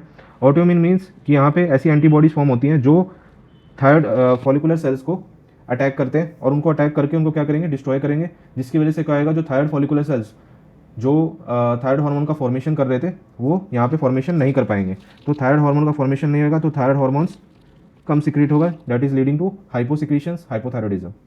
दूसरी जो कंडीशन होती है वो मैंने आपको बताई हाइपर सिक्रीशन, जिसे हम कहते हैं ग्रेव्स डिजीज, ठीक है, या इसे कहते हैं एक्सोप्थेल्मिक गोइटर। अब इन दोनों के बारे में हम अच्छे से आगे बात करेंगे क्या क्या कंडीशन है, अभी आप इनको नाम को ध्यान रखिए। तो सबसे पहले हम पहली कंडीशन की बात करें जिसे हम कहते हैं हाइपोसिक्रीशन, जिसमें हम बात कर रहे हैं सिंपल गोइटर के बारे में। सिंपल गोइटर मतलब hyposecretion due to deficiency of iodine. अभी क्यों होता है हाइपोसिक्रीशन, क्यों हो रहा है, due to deficiency of iodine, क्योंकि आयोडीन जो है थायराइड हार्मोन के सिंथेसिस के लिए बहुत ज़्यादा इंपॉर्टेंट है। अगर आयोडीन की डेफिशिएंसी हो जाएगी उसकी वजह से क्या होगा, थायराइड हार्मोन का सिक्रीशन इतना नहीं हो पाएगा, तो उसकी वजह से एनलार्जमेंट ऑफ थायराइड ग्लैंड होएगा, उसे हम कहते हैं गोइटर। अब हम देखें कि यहाँ पे एक डायग्राम यहाँ आपको नीचे दिया गया है, इसके अंदर इसको समझने की कोशिश करेंगे कि जो हाइपोथैलेमस है, हाइपोथैलेमस कौन सा हार्मोन बनाता है, TSH-RH, मतलब thyroid stimulating hormone, releasing hormone. ये जाके किस पे एक्ट करता है, एंटीरियर पिट्यूटरी के ऊपर। एंटीरियर पिट्यूटरी किसको बनाएगा फिर इससे स्टिमुलेट होकर, इट विल रिलीज TSH, मतलब थायराइड स्टिमुलेटिंग हार्मोन। और थायराइड स्टिमुलेटिंग हार्मोन किसको एक्टिवेट करेगा, किस पे एक्ट करेगा जाके, that is thyroid gland. Thyroid gland आगे जाके क्या बनाता है, T3 एंड T4। तो these are the thyroid hormone which are producing here. अब इसमें क्या क्या कंडीशन होती है, फॉर एग्जाम्पल अगर थायराइड हार्मोन का सिक्रीशन जो है बहुत ज़्यादा बढ़ गया, ठीक है, बहुत ज़्यादा उसकी हाइपर सिक्रीशन हो रही है, तो इस कंडीशन में क्या चाहेगा कि बॉडी चाहेगी इस हार्मोन को कम किया जाए। तो कम किया जाए तो क्या होएगा, ये थायराइड हार्मोन नेगेटिव फीडबैक देगा किसको, ये नेगेटिव फीडबैक देगा किसको, एंटीरियर पिट्यूटरी को। ये आल्सो नेगेटिव फीडबैक किसको देगा, हाइपोथैलेमस को। तो यहाँ पे क्या होएगा, ये हाइपोथैलेमस जिस TSH-RS को फॉर्मेशन को रोक देगा, ये एंटीरियर पिट्यूटरी TSH के फॉर्मेशन को रोक देगा, ठीक है। सेम चीज़ जब अगर फॉर एग्जांपल T3 हार्मोन अगर डिक्रीज हो जाता है, ठीक है, अगर T3 हार्मोन डिक्रीज हो जा रहा है, वेरी मच डिक्रीज हो गया, तो बॉडी चाहेगी उस हार्मोन को, जो हाइपोथायराइडिज्म हो रहा है, बॉडी चाहेगी उसके ज़्यादा से ज़्यादा हार्मोन को बनाए। तो उसके लिए क्या करेगा, वो पॉजिटिव फीडबैक देगा किसको, हाइपोथैलेमस को। दूसरा वो आल्सो पॉजिटिव फीडबैक देगा एंटीरियर पिट्यूटरी को। तो दोनों हाइपोथैलेमस और एंटीरियर पिट्यूटरी को ये पॉजिटिव फीडबैक देंगे। तो हाइपोथैलेमस क्या बनाएगा, TSH-RS that is thyroid stimulating hormone releasing hormone, और एंटीरियर पिट्यूटरी बनाएगा TSH। तो जिससे कि थायराइड हार्मोन का ज़्यादा से ज़्यादा सिक्रीशन बढ़ जाए। तो इसी चक्कर में क्या रहता है, जब थायराइड हार्मोन कम हो जाता है और पॉजिटिव फीडबैक दिया जाता है और ज़्यादा से ज़्यादा यहाँ पे TSH सिक्रीट होता रहता है, जो बार बार जाके थायराइड हार्मोन पे एक्ट करता है, थायराइड ग्लैंड पे एक्ट करता है, जिससे क्या होगा, थायराइड ग्लैंड की एनलार्जमेंट हो जाती है, और उसी एनलार्जमेंट को हम बोलते हैं गोइटर, ठीक है। तो वही चीज़ यहाँ पे बताइए। सो ये इसकी वजह से क्या हो जाएगा, there will be thyroid gland enlargement which is called as goitre. Next हम आते हैं कि अगर यहाँ पे वही चीज़ बताई गई है, ठीक है, नेक्स्ट हम आते हैं क्रेटिनिज्म के ऊपर। सो अगली कंडीशन होती है क्रेटिनिज्म, जो भी हाइपो सिक्रीशन में ही देखने को मिलती है। यहाँ पे क्या होता है, low level of thyroid hormone during the childhood और इवन ड्यूरिंग द प्रेगनेंसी। सो यहाँ पे मेन क्या हो रहा है कि low level of thyroid hormones हो रहा है, किसके अंदर, चाइल्डहुड के अंदर देखने को मिलता है, ठीक है, और even during the pregnancy, and it lead to cretinism in the body. अब क्या क्या कंडीशन कॉज कर सकता है क्रेटिनिज्म की वजह से, क्या क्या हो जाएगा, लो IQ हो जाएगा, मेंटल रिटार्डेशन देखने को मिलेगी, lack of alertness, abnormal skin हो जाएगी, डेफ म्यूटिज्म होएगा, और स्टंटेड ग्रोथ। ये सारी चीज़ें जो हैं आपको NCERT में दी हुई हैं, तो आपको ये ध्यान रखनी है, ठीक है। चाइल्डहुड कंडीशन है और ये सब जो फीचर्स बताए गए हैं। उसके बाद आता है हाइपर सिक्रीशन की कंडीशन, जिसमें हम कहते हैं, जिसे कहते हैं ग्रेव्स डिजीज या एक्सोप्थेल्मिक गोइटर। एक्सोप्थेल्मिक गोइटर इसलिए बोलते हैं कि इसमें जो आई बॉल्स हैं प्रोट्रूडेड आउट हो जाते हैं, ठीक है, आई बॉल जो हैं प्रोट्रूडेड आउट दिखेंगी, तो उसकी वजह से बहुत वो भयानक सी कंडीशन होती है, उसको ही कहते हैं, पेशेंट बहुत मतलब देखने में बहुत डरावना से दिखता है, तो उसे कहते हैं एक्सोप्थेल्मिक गोइटर। तो मैंने आपको पहले ही बताया था ग्रेव डिजीज़ क्या होती है, एक ऑटोइम्यून कंडीशन होती है। तो इसमें क्या होता है कि ये हाइपर सिक्रीशन होता है। इसमें हाइपर सिक्रीशन क्यों होता है, because of any cancer in thyroid या नोड्यूल्स, ठीक है, थायराइड में किसी टाइप का कोई नोड्यूल बन गया, ठीक है, या किसी टाइप का कैंसर बन गया, कोई नियोप्लाज्म बन गया, उसकी वजह से ज़्यादा से ज़्यादा थायराइड हार्मोन का सिक्रीशन इसमें हो रहा है, मतलब हाइपर सिक्रीशन देखने को मिल रहा है। तो यहाँ पे होता क्या है, ऑटोइम्यून कंडीशन में यहाँ पे जो एंटीबॉडीज फॉर्म होती हैं, ये मिमिक करती हैं एक्टिविटी ऑफ TSH को, ठीक है। अगर TSH की एक्टिविटी को एक्ट करें, जाके किस पे एक्ट करेगा, थायराइड हार्मोन के ऊपर। तो TSH जो है थायराइड हार्मोन के ऊपर, थायराइड ग्लैंड के ऊपर जाके एक्ट करेगी। तो थायराइड ग्लैंड पे एक्ट करेगी, तो थायराइड ग्लैंड क्या बनाएगा, T3 एंड T4, ज़्यादा से ज़्यादा T3 और T4 का सिक्रीशन होएगा, तो उसका हाइपर सिक्रीशन हो रहा है। So naturally if there is an increase in T3 and T4, तो ये क्या होएगा, उसकी वजह से ये नेगेटिव फीडबैक देगा। नेगेटिव फीडबैक किसको देगा, हाइपोथैलेमस को और पिट्यूटरी को, to stop this release of TSH-RH and TSH। So इन दोनों को ये कम करेगा, but no negative feedback to the antibodies, क्योंकि एंटीबॉडीज को कोई नेगेटिव फीडबैक नहीं दे पाएंगे। एंटीबॉडीज पे कोई नेगेटिव फीडबैक नहीं जाएगा, तो वो लगातार जो है TSH पे एक्टिविटी, TSH की तरह एक्टिविटी करता रहेगा। तो TSH की तरह एक्टिविटी करके थायराइड ग्लैंड पे वो अपना स्टिमुलेशन करता रहेगा, और थायराइड ग्लैंड लगातार T3 एंड T4 हार्मोन्स बनाता रहेगा, और हाइपर सिक्रीशन चलता रहेगा। तो इसी कंडीशन को हम कहते हैं ग्रेव्स डिजीज। तो कॉन्स्टेंटली थायराइड ग्लैंड स्टिमुलेटेड होएगा, अगर स्टिमुलेटेड होएगा तो यहाँ पे मैंने आपको बताया था कि हाइपोसिक्रीशन और हाइपर सिक्रीशन दोनों कंडीशन में आपको गोइटर देखने को मिलेगा। तो यहाँ पे ग्रेव्स डिजीज में भी हमें गोइटर देखने को मिल रहा है, ठीक है। इसके अलावा जो मैंने आपको बताया था एक्सोप्थेल्मिक गोइटर है, तो इसमें क्या मिलेगी, बल्ज आउट मिलेगी। इसके अलावा आपको वेट लॉस देखने को मिलेगा, ठीक है, BMR इंक्रीज हो जाएगा इसके अंदर। तो ये भी आपको चीज़ ध्यान रखनी है। तो नेक्स्ट बच्चों हम आते हैं पैराथायराइड ग्लैंड के ऊपर। पैराथायराइड ग्लैंड जो होता है वो होता है एंडोडर्मल इन ओरिजिन, ठीक है। अब मैंने आपको पहले ही बताया था इस डायग्राम के ऊपर, एक बार मैं आपको दिखा देता हूँ डायग्राम। ये डायग्राम जो था, इसमें जो वेंट्रल साइड पे तो हमारे थायराइड ग्लैंड होता है, ठीक है। जो डोर्सल साइड होता है, मतलब पीछे के साइड होता है जो ट्रैकिया के, वहाँ प्रेजेंट होते हैं ये पैराथायराइड ग्लैंड्स। ये 1 पेयर ईच होते हैं on either side of the trachea, ठीक है।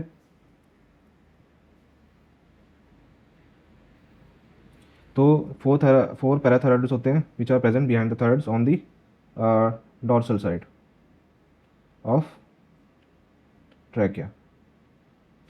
ठीक है, यहाँ पे। उसके बाद ये कौन सा हार्मोन प्रोड्यूस करते हैं वो आपको ध्यान रखना है, दैट इज़ पैराथॉर्मोन, जिसे कॉलिप्स हार्मोन भी बोल देते हैं।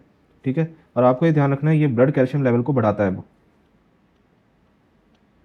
तो ब्लड कैल्शियम लेवल को अगर बढ़ाएगा तो ये क्या क्या करेगा, it promotes the demineralisation of the bone, increases blood calcium. So अगर डीमिनरलाइजेशन मतलब बोन से ब्लड को, जो बोन है उससे कैल्शियम को बाहर निकाल रहा है, ठीक है, तो उसमें से कैल्शियम को निकाल रहा है बोन के अंदर से, so it is causing demineralisation of the bone, उसकी वजह से कैल्शियम लेवल बढ़ेगा ब्लड के अंदर। Also it promote the osteoclastic activity, जो ऑस्टियोक्लास्ट होते हैं वो होते हैं बोन ईटिंग सेल्स, तो ये भी कैल्शियम को बोन से बाहर निकालेंगे, जो at last blood calcium level को बढ़ाएंगे। And it promote the calcium from the, अभी डाइजेस्टेड फूड जो होता है उससे भी कैल्शियम के एब्जॉर्प्शन को बढ़ाएगा। तीसरा, ये जो reabsorption of calcium from the renal tubules, किसके थ्रू, डीसीटी के थ्रू। तो डीसीटी जो डिस्टल कम्युलेटेड टिब्यूल है किडनी के अंदर जो प्रेजेंट होता है, वहाँ से कैल्शियम के रीअब्जॉर्प्शन को बढ़ा के eight last it will cause increase in the blood calcium level. अब इसी चीज़ को हम एक बार देख लेते हैं पैराथायरॉयड ग्लैंड को एनसीईआरटी में से। In humans 4 parathyroid gland are present on the back side of the thyroid gland, 1 pair each in 2 lobes of the thyroid gland. The parathyroid gland secrete a peptide hormone called the parathyroid hormone या PTH. The secretion of PTH is regulated by the circulating level of calcium levels. ठीक है, parathyroid hormone increases the calcium level in the blood, जो मैं आपको बता चुका हूँ। PTH acts on the bone and stimulate the process of bone resorption, मतलब demineralisation cause करता है, जिसकी वजह से एट लास्ट कैल्शियम लेवल जो है, ब्लड कैल्शियम लेवल इंक्रीज हो जाएगा, तो डिसोल्यूशन या डीमिनरलाइजेशन होएगा। It also stimulate the resorption of calcium by the renal tubules, तो रीनल टिब्यूल से भी कैल्शियम को एब्जॉर्ब कर लिया जाएगा, वहाँ से रीअब्जॉर्ब करके, जो एट लास्ट वो भी कैल्शियम लेवल को बढ़ाएगा ब्लड के अंदर। और दूसरा लास्ट रहता है डाइजेस्टेड फूड के थ्रू भी कैल्शियम को एब्जॉर्ब कर लिया जाता है। सो इट इज़ दस clear that PTH is a hypercalcemic hormone, so it will increase the calcium level in the blood and increase the calcium level in the level along with the TCT. TCT means thyrocalcitonin. It plays a significant role in calcium balance in the body. तो thyrocalcitonin हम जानते हैं ये calcium level को क्या कर रहा था, डिक्रीज। तो ये PTH जो है कैल्शियम लेवल को बढ़ाता है, वेराज TCT जो है ये कैल्शियम लेवल को घटाता है। तो both are maintaining the calcium balance in the body, ये दोनों हार्मोन कैल्शियम बैलेंस को फॉर्म करते हैं। ठीक है, तो ये आपको चीज़ ये ध्यान रखनी है। तो यहाँ पे इस डायग्राम में हम देख सकते हैं सेम वही चीज़ है, अगर ब्लड में कैल्शियम लेवल कम हो जाएगा तो ब्लड के कैल्शियम लेवल को कम को बढ़ाने के लिए हमें क्या यूज़ करना पड़ेगा, हमें चाहिए होगा PTH। So it promote the secretion of PTH। तो PTH का ज़्यादा से ज़्यादा सिक्रीशन होगा, जिसकी वजह से कैल्शियम लेवल बॉडी में बढ़े। दूसरा, अगर calcium level blood calcium level increase हो रहा है, अब इंक्रीज़ हो रहा है, उसको घटाने के लिए कौन सा हार्मोन होगा जो ब्लड कैल्शियम लेवल को कम करेगा, जैसे कैल्सिटोनिन। ये ऐसे फंक्शंस परफॉर्म करेगा जो at last blood calcium level को डिक्रीज़ करेगा। सो ये एट लास्ट क्या करेगा, ब्लड कैल्शियम लेवल को डिक्रीज़ कर रहा है। इसके अलावा अगर हम PTH की बात करें, ये किडनी के ऊपर भी एक्ट करता है, जो एट लास्ट JG सेल्स के थ्रू कैल्सीट्रायल को रिलीज़ करेगा, और कैल्सीट्रायल किस पे काम करेगा, GI ट्रैक्ट के ऊपर, और GI ट्रैक्ट के थ्रू वहाँ से भी कैल्शियम एब्जॉर्प्शन को बढ़ाएगा। सो एट लास्ट ये भी ब्लड कैल्शियम लेवल को इंक्रीज़ करेगा। सो ये भी आपको चीज़ को ध्यान रखना है। तो this is called as calcium homeostasis which is regulated by 2 hormones, that is thyrocalcitonin and parathormone. Then next coming to the next gland which is thymus. thymus को हमें ध्यान रखना है, इसका ओरिजिन होता है एंडोडर्मल। इसकी लोकेशन किसके बीच में होती है, लंग्स के बीच में बोल सकते हैं, बिहाइंड द स्टर्नम के जस्ट पीछे, on the ventral side of aorta, मतलब एओर्टा के जस्ट आगे ये प्रेजेंट होता है, मतलब बिहाइंड द स्टर्नम के जस्ट पीछे, और वेंट्रल साइड ऑफ एओर्टा मतलब एओर्टा के जस्ट आगे प्रेजेंट होता है। हार्मोन कौन सा रिलीज़ कर रहा है, थाइमोसिन।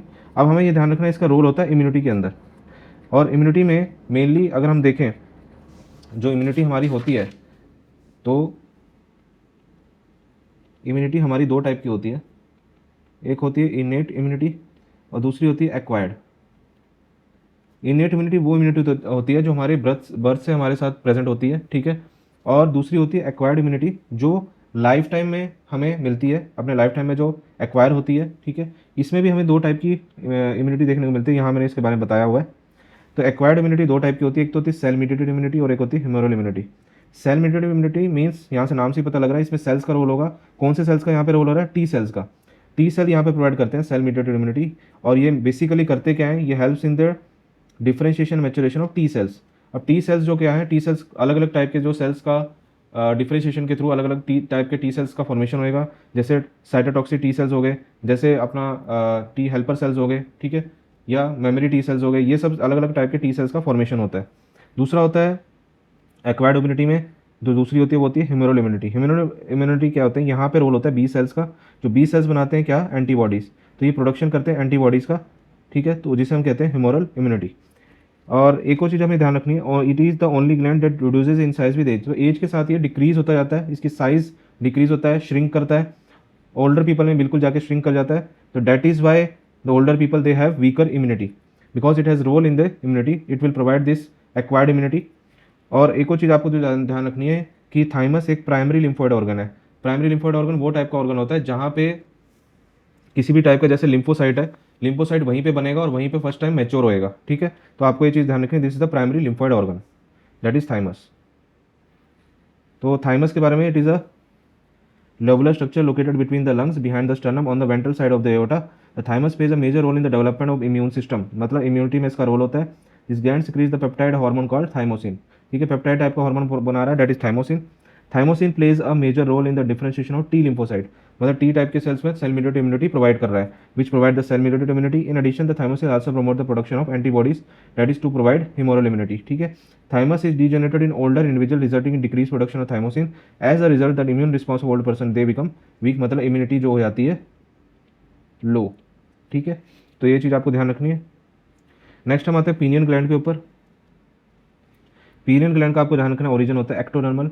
ये इसका लोकेशन होता है on the dorsal part of forebrain. तो इसका जो लोकेशन होता है dorsal part of forebrain present होता है। ठीक है, मतलब डायनसेफेलोन का ये पार्ट होता है। तो it is present in dorsal part of forebrain. कौन सा हार्मोन सिक्रीट करता है, तो आपको ध्यान रखना है मेलेटोनिन। और मेलेटोनिन क्या करता है, स्लीप को प्रमोट करता है। तो स्लीप को ये प्रमोट करेगा।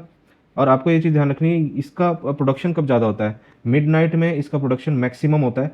उस समय हमें, जिसकी वजह से क्या आती है, नींद आती है, अच्छे से नींद आएगी। तो जो मिडनाइट के टाइम पे हमारे को बहुत ज़्यादा नींद आती है, वो इसी कारण आती है क्योंकि उस समय मैक्सिमम मेलेटोनिन सिक्रीशन हो रहा होता है। और जो लोएस्ट मेलेटोनिन सिक्रीशन होता है मिड नून में, मतलब दोपहर के अंदर। उस समय हमें एक्टिव रहना होता है, हमें काम करना होता है, सुबह अलग अलग हमें उस दिनचर्या होती है हमारी, तो उस चक्कर में तो बॉडी क्या करती है कि उस समय लोएस्ट मेलेटोनिन हो रहा है, जिससे हम एक्टिव रहते हैं। ठीक है, so it act as a biological clock and it regulate the sleep wake cycle, 24 hour dynamic rhythm, ये सब चीज़ें ये फंक्शन परफॉर्म करता है। It also influences the skin pigmentation, defence capabilities, metabolism, menstrual cycle, body temperature, चीज़ें आपको ध्यान रखनी है। तो इसका रोल, छोटा सा ऑर्गन है, छोटा पैकेट बड़ा धमाका है ये यहाँ पे। ठीक है, तो पीनियल ग्लैंड एक छोटा ग्लैंड काफ़ी चीज़ों को कंट्रोल करता है। ये बायोलॉजिकल क्लॉक है, रेगुलेटेड स्लीप वेक साइकिल है, 24 आवर डायनामिक रिदम है, इन्फ्लुएंस करता है स्किन पिगमेंटेशन को, डिफेंस कैपेबिलिटी को, मेटाबॉलिज्म, मेंस्ट्रुअल साइकिल और बॉडी टेम्परेचर को। एक और चीज़ आपको ध्यान रखनी है, ये इनहिबिट करता है एफएसएच और एलएच को। और एफएसएच और एलएच हम जो जानते हैं दोनों गोनेडोट्रोफिन्स हैं, तो जिनका बहुत बड़ा रोल होता है हमारे सेक्सुअल डेवलपमेंट में। ठीक है, तो प्यूबर्टी जो होती है, प्यूबर्टी में जो डेवलपमेंट होता है, अगर ये इनहिबिट हो जाएंगे तो हम जानते हैं कि जो एलएच है क्या आगे स्टिमुलेट करता है, टेस्टोस्टेरोन को प्रोडक्शन में हेल्प करता है। एफएसएच भी स्पर्मेटोजेनेसिस में हेल्प करता है। तो ये सब चीज़ें अगर नहीं हो पाएंगी तो इससे क्या आएगा, डिले हो जाएगी प्यूबर्टी। सेम चीज़ें फीमेल्स के अंदर भी जो अपना एक्शन परफॉर्म नहीं कर पाएंगे अच्छे से, तो at last for male and female both puberty will be delayed because of this melatonin inhibition. तो हम एनसीईआरटी में इसको देखें तो pineal gland is located on the dorsal side of forebrain, मतलब डोर्सल साइड में प्रेजेंट होता है। It secretes a hormone called melatonin.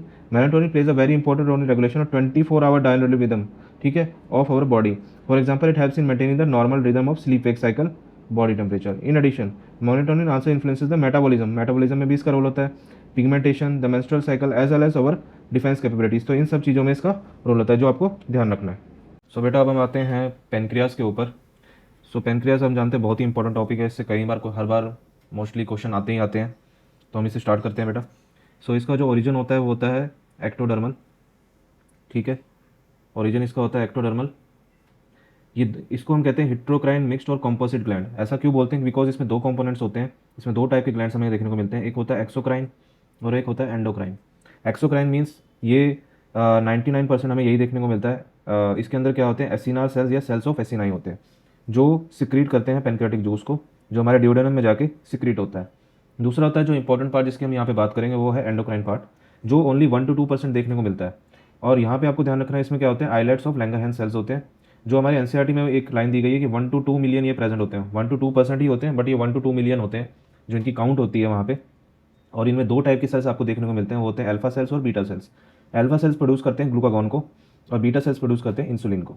ठीक है, अब हम आगे बात करेंगे ये ग्लूकागॉन और इंसुलिन क्या क्या करते हैं। ठीक है, आपको शॉर्ट में भी बता देता हूँ कि जो ग्लूकागॉन होता है वो ग्लूकोज को बढ़ाता है, वेरस इंसुलिन जो है ब्लड ग्लूकोज को घटाता है। ठीक है, तो सबसे पहले हम बात करेंगे ग्लूकागॉन के बारे में। ग्लूकागॉन को हम कहेंगे हाइपरग्लाइसेमिक हार्मोन, बिकॉज ये हमारी बॉडी के अंदर ब्लड ग्लूकोज को बढ़ाता है। अब कैसे बढ़ाता है वो देखते हैं। इसका टारगेट क्या होता है, मेनली हेपेटोसाइट्स मतलब लीवर सेल्स पे एक्ट करता है। और इसके फंक्शंस की बात करें, दो टाइप के फंक्शंस करेगा जो एट लास्ट क्या करेंगे, ब्लड ग्लूकोज को बढ़ाएंगे। अब वो कैसे बढ़ाते हैं देखते हैं।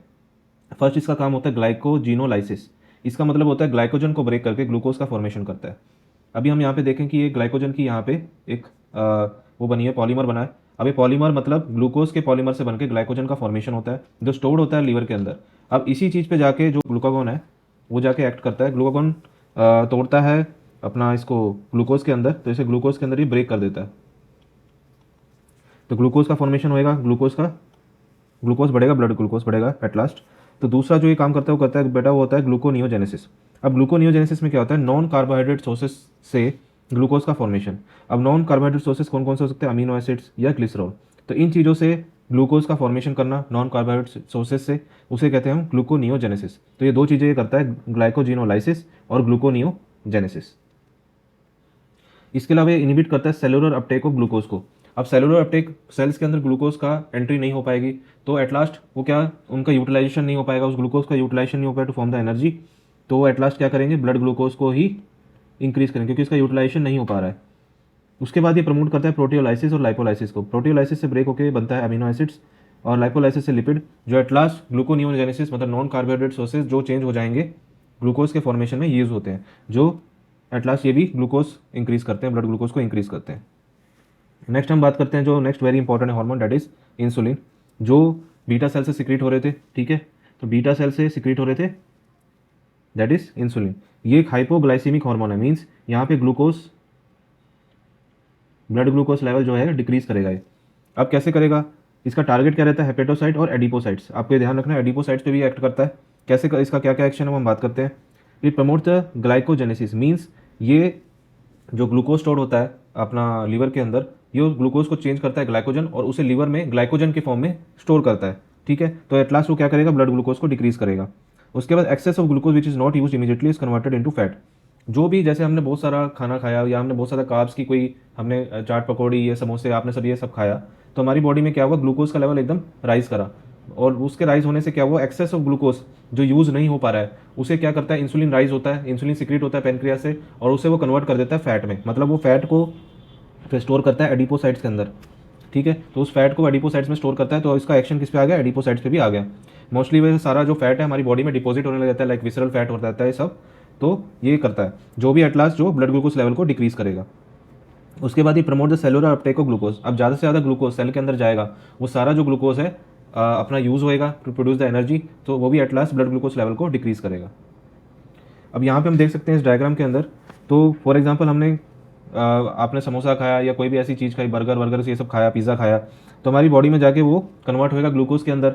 अब ये यहाँ पे जो है ये दिस इज़ ग्लूकोज जो हमारी ब्लड वेसल्स के अंदर आया।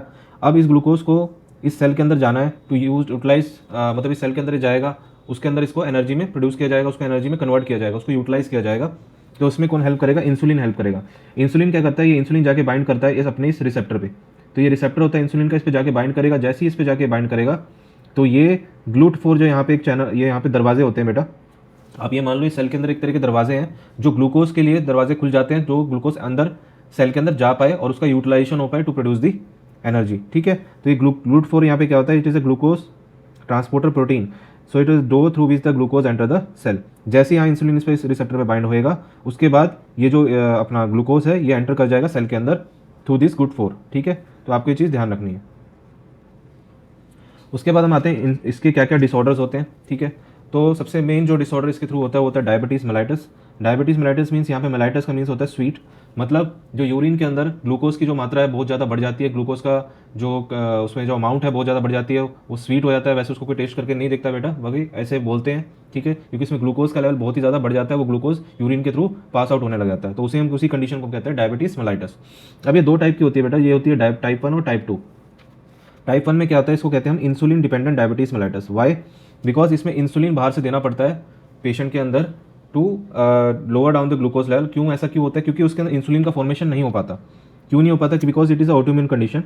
ठीक है, इसमें क्या होता है, ऑटोइम्यून में एंटीबॉडीज़ जो होती हैं, एंटीबॉडीज ऐसी सिक्रीट होती है जो अटैक करती है बीटा सेल्स को। हम जानते हैं बीटा सेल्स क्या प्रोड्यूस कर रहे थे, इंसुलिन। तो इंसुलिन प्रोड्यूस नहीं हो पाएगा क्योंकि बीटा सेल्स हो गए डिस्ट्रॉय, तो उनकी डेफिशिएंसी या इंसुलिन सिक्रीट नहीं हो पाएगा, तो हमें बाहर से इंसुलिन देना पड़ेगा to treat this condition to lower down the glucose level. तो इसी कंडीशन को हम कहते हैं इंसुलिन डिपेंडेंट डायबिटीज मेलाइटस। दूसरी इंपॉर्टेंट बात जो हमें ध्यान रखनी है, ये यंगर एज में देखने को मिलता है, ठीक है, मतलब बिफोर 20 एंड अराउंड। तो that is why it is also called है जुवेनाइल ऑनसेट डायबिटीज मेलाइटस, ठीक है। तो ये भी आपको ध्यान रखना है, इसको जुवेनाइल ऑनसेट डायबिटीज मेलाइटस भी बोलते हैं, टाइप 1 वाली को। दूसरा आता है, दूसरा जो कंडीशन है टाइप 2, इसे non insulin dependent diabetes mellitus मिलते हैं, ठीक है। यहाँ पे इंसुलिन का कोई रोल नहीं है, ठीक है। इंसुलिन मीन्स यहाँ पे इंसुलिन नहीं चाहिए बाहर से देने के लिए to lower down the glucose level, यहाँ पे कंडीशन थोड़ी अलग है। उसके बाद ये क्या ध्यान रखना है कि ये ओल्डर एज में देखने को मिलता है, जो टाइप 1 था वो यंगर एज में देखने को मिल रहा था, इसको हम अडल्ट ऑनसेट ऑफ डायबिटीज़ भी बोलते हैं।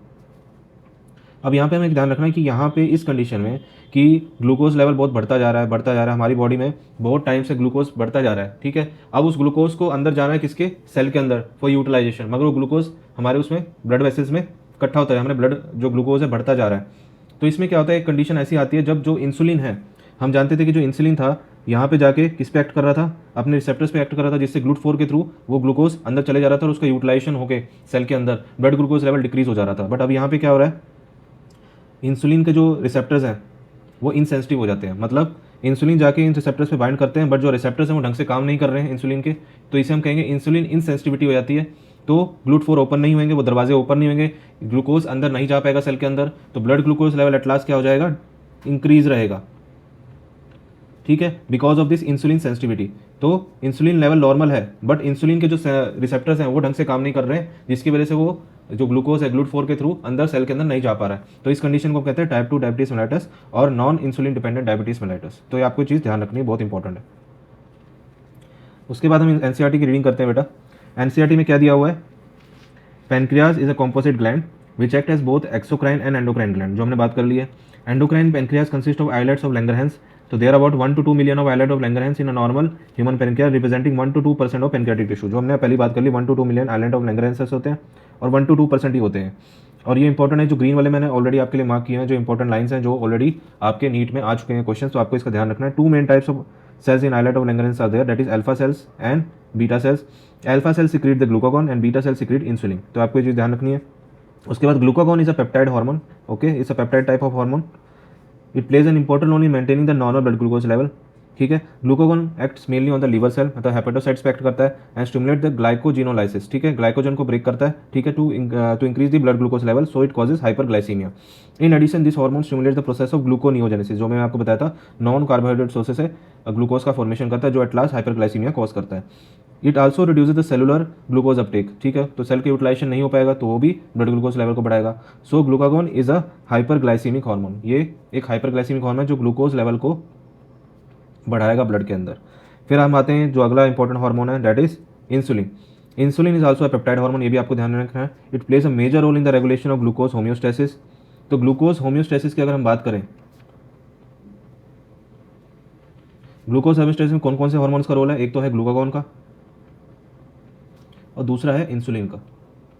तो ये दोनों हार्मोन आपको चाहिए होते हैं to maintain this glucose homeostasis, that is glucagon and insulin. तो इंसुलिन का जो मेनली एक्शन होता है वो होता है हेपेटोसाइट्स पे और एडिपोसाइट्स पे, जो मैंने आपको बता दिया था, इन दोनों पे इसका एक्शन होता है। तो to enhance the cellular glucose, तो एट लास्ट ये ग्लूकोज को बढ़ाते हैं और उस ग्लूकोज लेवल को यूटिलाइजेशन कराते हैं सेल के अंदर to decrease down the blood glucose level. अब as a result there is a rapid movement of glucose from blood to hepatocytes and adipocytes resulting in decrease blood glucose level. तो ये at last क्या cause करेगा, hypoglycemia, जो मैंने आपको पहले ही समझा दिया। Insulin also stimulate the conversion of glucose to glycogen, तो ये ग्लूकोज को ग्लाइकोजन में चेंज करता है लीवर के अंदर, जो at last blood glucose level को डिक्रीज करता है। The glucose homeostasis in blood is thus maintain jointly by 2 hormone, that is insulin and glucagon. ये इंपॉर्टेंट चीज़ है, दोनों ये हार्मोन्स इसको मेंटेन रखते हैं। Prolonged hyperglycemia leads to a complex disorder, that is diabetes mellitus, ठीक है, ये आपको चीज़ ध्यान रखनी है, इससे भी क्वेश्चन आया हुआ है। Which is associated with loss of glucose through urine, तो यूरिन के थ्रू ग्लूकोज का लॉस हो रहा है क्योंकि उस ग्लूकोज का यूटिलाइजेशन नहीं हो पा रहा है सेल के अंदर, तो वो एक्सेस ग्लूकोज हमारे किडनी के थ्रू फिल्टर डाउन होता है और वहाँ से हमारे यूरिन के थ्रू ये निकल जाता है बाहर। तो उस कंडीशन को क्या कहते हैं, डायबिटीज़ मेलाइटस, ठीक है। फॉर्मेशन ऑफ हार्मफुल कंपाउंड्स, तो यहाँ पे जब प्रोलॉन्ग्ड डायबिटीज़ मेलाइटस लेता है तो जो कीटोन बॉडीज़ का फॉर्मेशन होता है और उस कंडीशन को कहते हैं डायबिटिक कीटोएसिडोसिस, तो डायबिटिक कीटोएसिडोसिस भी आपको देखने को मिलता है डायबिटीज़ मेलाइटस के अंदर, ठीक है, जिसमें कीटोन बॉडीज़ का फॉर्मेशन होता है, ठीक है, जो यूरिन के अंदर प्रेजेंट होती है, आपको यूरिन के अंदर मिलेंगी, इन यूरिन, उसको हम डिटेक्ट कर सकते हैं, ठीक है। Diabetic patients are successfully treated with insulin therapy. तो हम जानते हैं वैसे टाइप 1 टू डायबिटीज़ मेलाइटस के पेशेंट होते हैं, उनके अंदर इंसुलिन हम देके उसको ट्रीटमेंट कर सकते हैं, उसके ब्लड ग्लूकोज लेवल को डिक्रीज कर सकते हैं, बिकॉज उसमें इंसुलिन का फॉर्मेशन नहीं हो पा रहा था। क्यों नहीं हो पा रहा था? बिकॉज ऑटोइम्यूनिटी, बिकॉज ऑटोइम्यून मतलब जो एंटीबॉडीज थी वो अटैक कर रही थी किस पे? बीटा सेल्स पे, to decrease down the decrease the formation of insulin. तो यहाँ पे इंसुलिन देकर उसको ट्रीट कर सकते हैं, ठीक है। तो ये चीज़ आपको ध्यान रखनी है। तो बच्चों नेक्स्ट हम बात करते हैं एड्रीनल ग्लैंड के बारे में। एड्रीनल ग्लैंड बहुत ही इंपॉर्टेंट ऑर्गन है। तो इसके बारे में बात करें, इसकी लोकेशन होती है अबव द किडनी, ये वन पेयर होता है, दोनों किडनीज के ऊपर प्रेजेंट होता है। अब हम बात करें एड्रीनल ग्लैंड का जो कट सरफेस होता है उसमें हम क्या क्या देखेंगे। तो सबसे इनर वाला जो पार्ट होता है, जो सबसे पिंक वाला एरिया जो हमें देख रहे हैं यहाँ पे सेंटर में, दिस इज एड्रीनल मेडुला। उसके बाद जो बाहर वाला एरिया होता है, ठीक है, उसे हम कहते हैं एड्रीनल कॉर्टेक्स। जो एड्रीनल मेडुला होता है वो सेंट्रल पार्ट होता है, सबसे बीच वाला पार्ट होएगा, ठीक है। ये 25% पोर्शन होता है इसका, इस पूरे एड्रीनल ग्लैंड का। एक्टोडर्मल इन ओरिजिन होता है, ठीक है। इसमें से हार्मोन्स कौन से निकलते हैं, वो जो इंपॉर्टेंट है वो है कैटेकोलामिन्स। अब कैटेकोलामिन्स कौन कौन से होते हैं, इसको हम कहते हैं एपिनेफ्रिन या एड्रीनलिन, या नॉर एपिनेफ्रिन और नॉर एड्रीनलिन। तो दो टाइप के कैटेकोलामिन्स यहाँ से निकलते हैं, ठीक है, ये आपको ध्यान रखना है। उसके बाद हम आते हैं एड्रीनल कॉर्टेक्स के ऊपर। Adrenal cortex outer most portion जो होता है इसका होता है, ठीक है। 75% पोर्शन तो ज़्यादातर एरिया एड्रीनल कॉर्टेक्स ही कवर करता है इसका। ये मीजोडर्मल इन ओरिजिन होता है और इसको फर्दर डिवाइड किया गया 3 जोन्स के ऊपर। वो 3 जोन्स हम किस चीज़ से याद कर सकते हैं? GFR के तौर पे। GFR मतलब जोना, जी से मतलब जोना ग्लोमेरुलोसा, F से जोना फेसिकुलाटा एंड जोना रेटिकुलर सबसे इनर वाली लेयर। जोना फेसिकुलाटा जो होती है सबसे वाइडेस्ट लेयर होती है और रेटिकुलर सबसे इनर मोस्ट लेयर होती है। यहाँ से कौन से टाइप के हार्मोन्स हमें मिलते हैं? यहाँ से मिलते हैं कॉर्टिकॉइड्स। अब इसके बारे में आगे बात करते हैं। तो हम पहले एड्रीनल मेडुलरी जो हार्मोन्स थे उनके बारे में बात कर लेते हैं, जो यहाँ पे निकल रहे थे एड्रीनलिन और नॉर एड्रीनलिन, जिसे एपिनेफ्रिन और नॉर एपिनेफ्रिन भी बोल देते हैं। So these are called as emergency hormones. और 3F मतलब यहाँ फियर, फ्राइट और फ्लाइट का यहाँ पे रोल होता है इनका। मीन्स अगर फॉर एग्जांपल हमारे सामने कोई इमरजेंसी सिचुएशन आती है, फॉर एग्जांपल बेटा आपके सामने कोई शेर आ गया, तो आप उससे डरोगे या उससे लड़ोगे या उससे भागोगे, ठीक है। तो एक एग्जांपल हो गया, उसको देख के आपकी क्या ब्रीदिंग रेट क्या हो जाएगी? इंक्रीज़ हो जाएगी, आपका हार्ट रेट भी इंक्रीज़ हो जाएगा, ठीक है। आपके वेंट्रिकुलर कॉन्ट्रैक्शन बढ़ेगा जिससे आपका कार्डियक आउटपुट इंक्रीज़ हो जाएगा, ठीक है। स्वेटिंग इंक्रीज़ हो जाएगी, पाइलो इरेक्शन मतलब गूज बम्स आएंगे, पुपिलरी डायलेटेशन मतलब आंखों की पुतलियाँ एकदम बड़ी हो जाएंगी। दूसरा, हमारे अंदर वो ग्लूकोज बनाने की कोशिश करेगा, ज़्यादा से ज़्यादा ग्लूकोज बन पाए। वो कैसे बनेगा? ग्लाइकोजिनोलाइसिस के थ्रू। यहाँ पे ग्लाइकोजन को ब्रेक करके ग्लूकोज का फॉर्मेशन इंक्रीज़ किया जाएगा। It promote the proteolysis and lipolysis. अब यहाँ से प्रोटियोलाइसिस से बनेंगे अमीनो एसिड्स, लाइपोलाइसिस से बनेंगे लिपिड्स। तो इनसे नॉन कार्बोहाइड्रेट सोर्सेज के through with the help of gluconeogenesis glucose का फॉर्मेशन किया जाएगा। तो यहाँ पे ये इन दोनों को यूज़ करके ग्लूकोज का फॉर्मेशन किया जाएगा with the help of gluconeogenesis. अब नेक्स्ट आते हैं हम एड्रीनल कॉर्टेक्स के हार्मोन्स, जो मैंने आपको बताया था यहाँ से रिलीज हो रहे थे कौन से हार्मोन्स? कॉर्टिकॉइड्स, ठीक है। अब कॉर्टिकॉइड सबसे पहले जो जोना ग्लोमेरुलोसा से रिलीज हो रहा था वो था मिनरलोकॉर्टिकॉइड। अब मिनरलोकॉर्टिकॉइड में यहाँ पे सबसे मेन हार्मोन जो है वो है aldosterone. So it is secreted under the influence of रास मैकेनिज्म, ठीक है। रास का फुल फॉर्म होता है renin angiotensin aldosterone system, which is directed by the angiotensin 2, ठीक है। रास के बारे में मैं आगे आपको एक वीडियो बनाऊंगा सेपरेट, जो आपको अच्छे से इसके बारे में समझाऊंगा। इसके बाद आता है ये एक्ट किस पे करता है? ये एक्ट करता है डिस्टल कम्युनिकेटर ट्यूब्यूल के ऊपर, ठीक है। वहाँ से क्या करता है? वहाँ से मेनली, अब मिनरलोकॉर्टिकॉइड कौन सा मेन मिनरल जिसको एब्जॉर्ब करेगा? वो है सोडियम। तो सोडियम है वो मिनरल जिसको एब्जॉर्ब करता है, साथ के साथ वाटर का भी रिजॉर्प्शन होता है, ठीक है। इसके अलावा ये पोटेशियम और सोडियम मतलब पोटेशियम और फॉस्फेट का एलिमिनेशन कराता है थ्रू किडनी। तो सोडियम का और वाटर का रिजॉर्प्शन कराता है ये मिनरलोकॉर्टिकॉइड, जिसका नाम है एल्डोस्टेरॉन। नेक्स्ट आते हैं ग्लूकोकॉर्टिकॉइड्स के ऊपर। ग्लूकोकॉर्टिकॉइड्स कहाँ से रिलीज हो रहे थे? जोना फेसिकुलाटा से। मेन ग्लूकोकॉर्टिकॉइड जो यहाँ से रिलीज हो रहा है वो है कोर्टिसोल, जो आपको ध्यान रखना है। आपको ये चीज़ भी ध्यान रखनी है, कोर्टिसोल जो है, मैंने आपको पहले ही बताया था जब मैं थायराइड हार्मोन आपको पढ़ा रहा था, कि cortisol is one of the hormone which is causing the increase in RBC production. तो ये भी एरिथ्रोपोइसिस कराता है। इसके अलावा और कौन से हार्मोन से जो मैंने आपको पहले बताए थे? थायराइड हार्मोन था, मेल एंड्रोजन था और किडनी से रिलीज होने वाला एरिथ्रोपोएटिन था। तो इसके बाद हम ध्यान रखते हैं it is secreted under the influence of ACTH। ACTH यहाँ पे एड्रीनोकोर्टिकोट्रॉफिक हार्मोन है, जो ये वो हार्मोन है जो एंटीरियर पिट्यूटरी से रिलीज हो रहा था, जो मैंने आपको बताया था, जो जाके इस पे एड्रीनल कॉर्टेक्स पे एक्ट करता है। It promotes the gluconeogenesis. सबसे इंपॉर्टेंट जो इसका फंक्शन है वो है ग्लूकोकॉर्टिकॉइड का gluconeogenesis, means non carbohydrate sources से ग्लूकोज का फॉर्मेशन कराना, जो at last blood glucose level को बढ़ाएगा।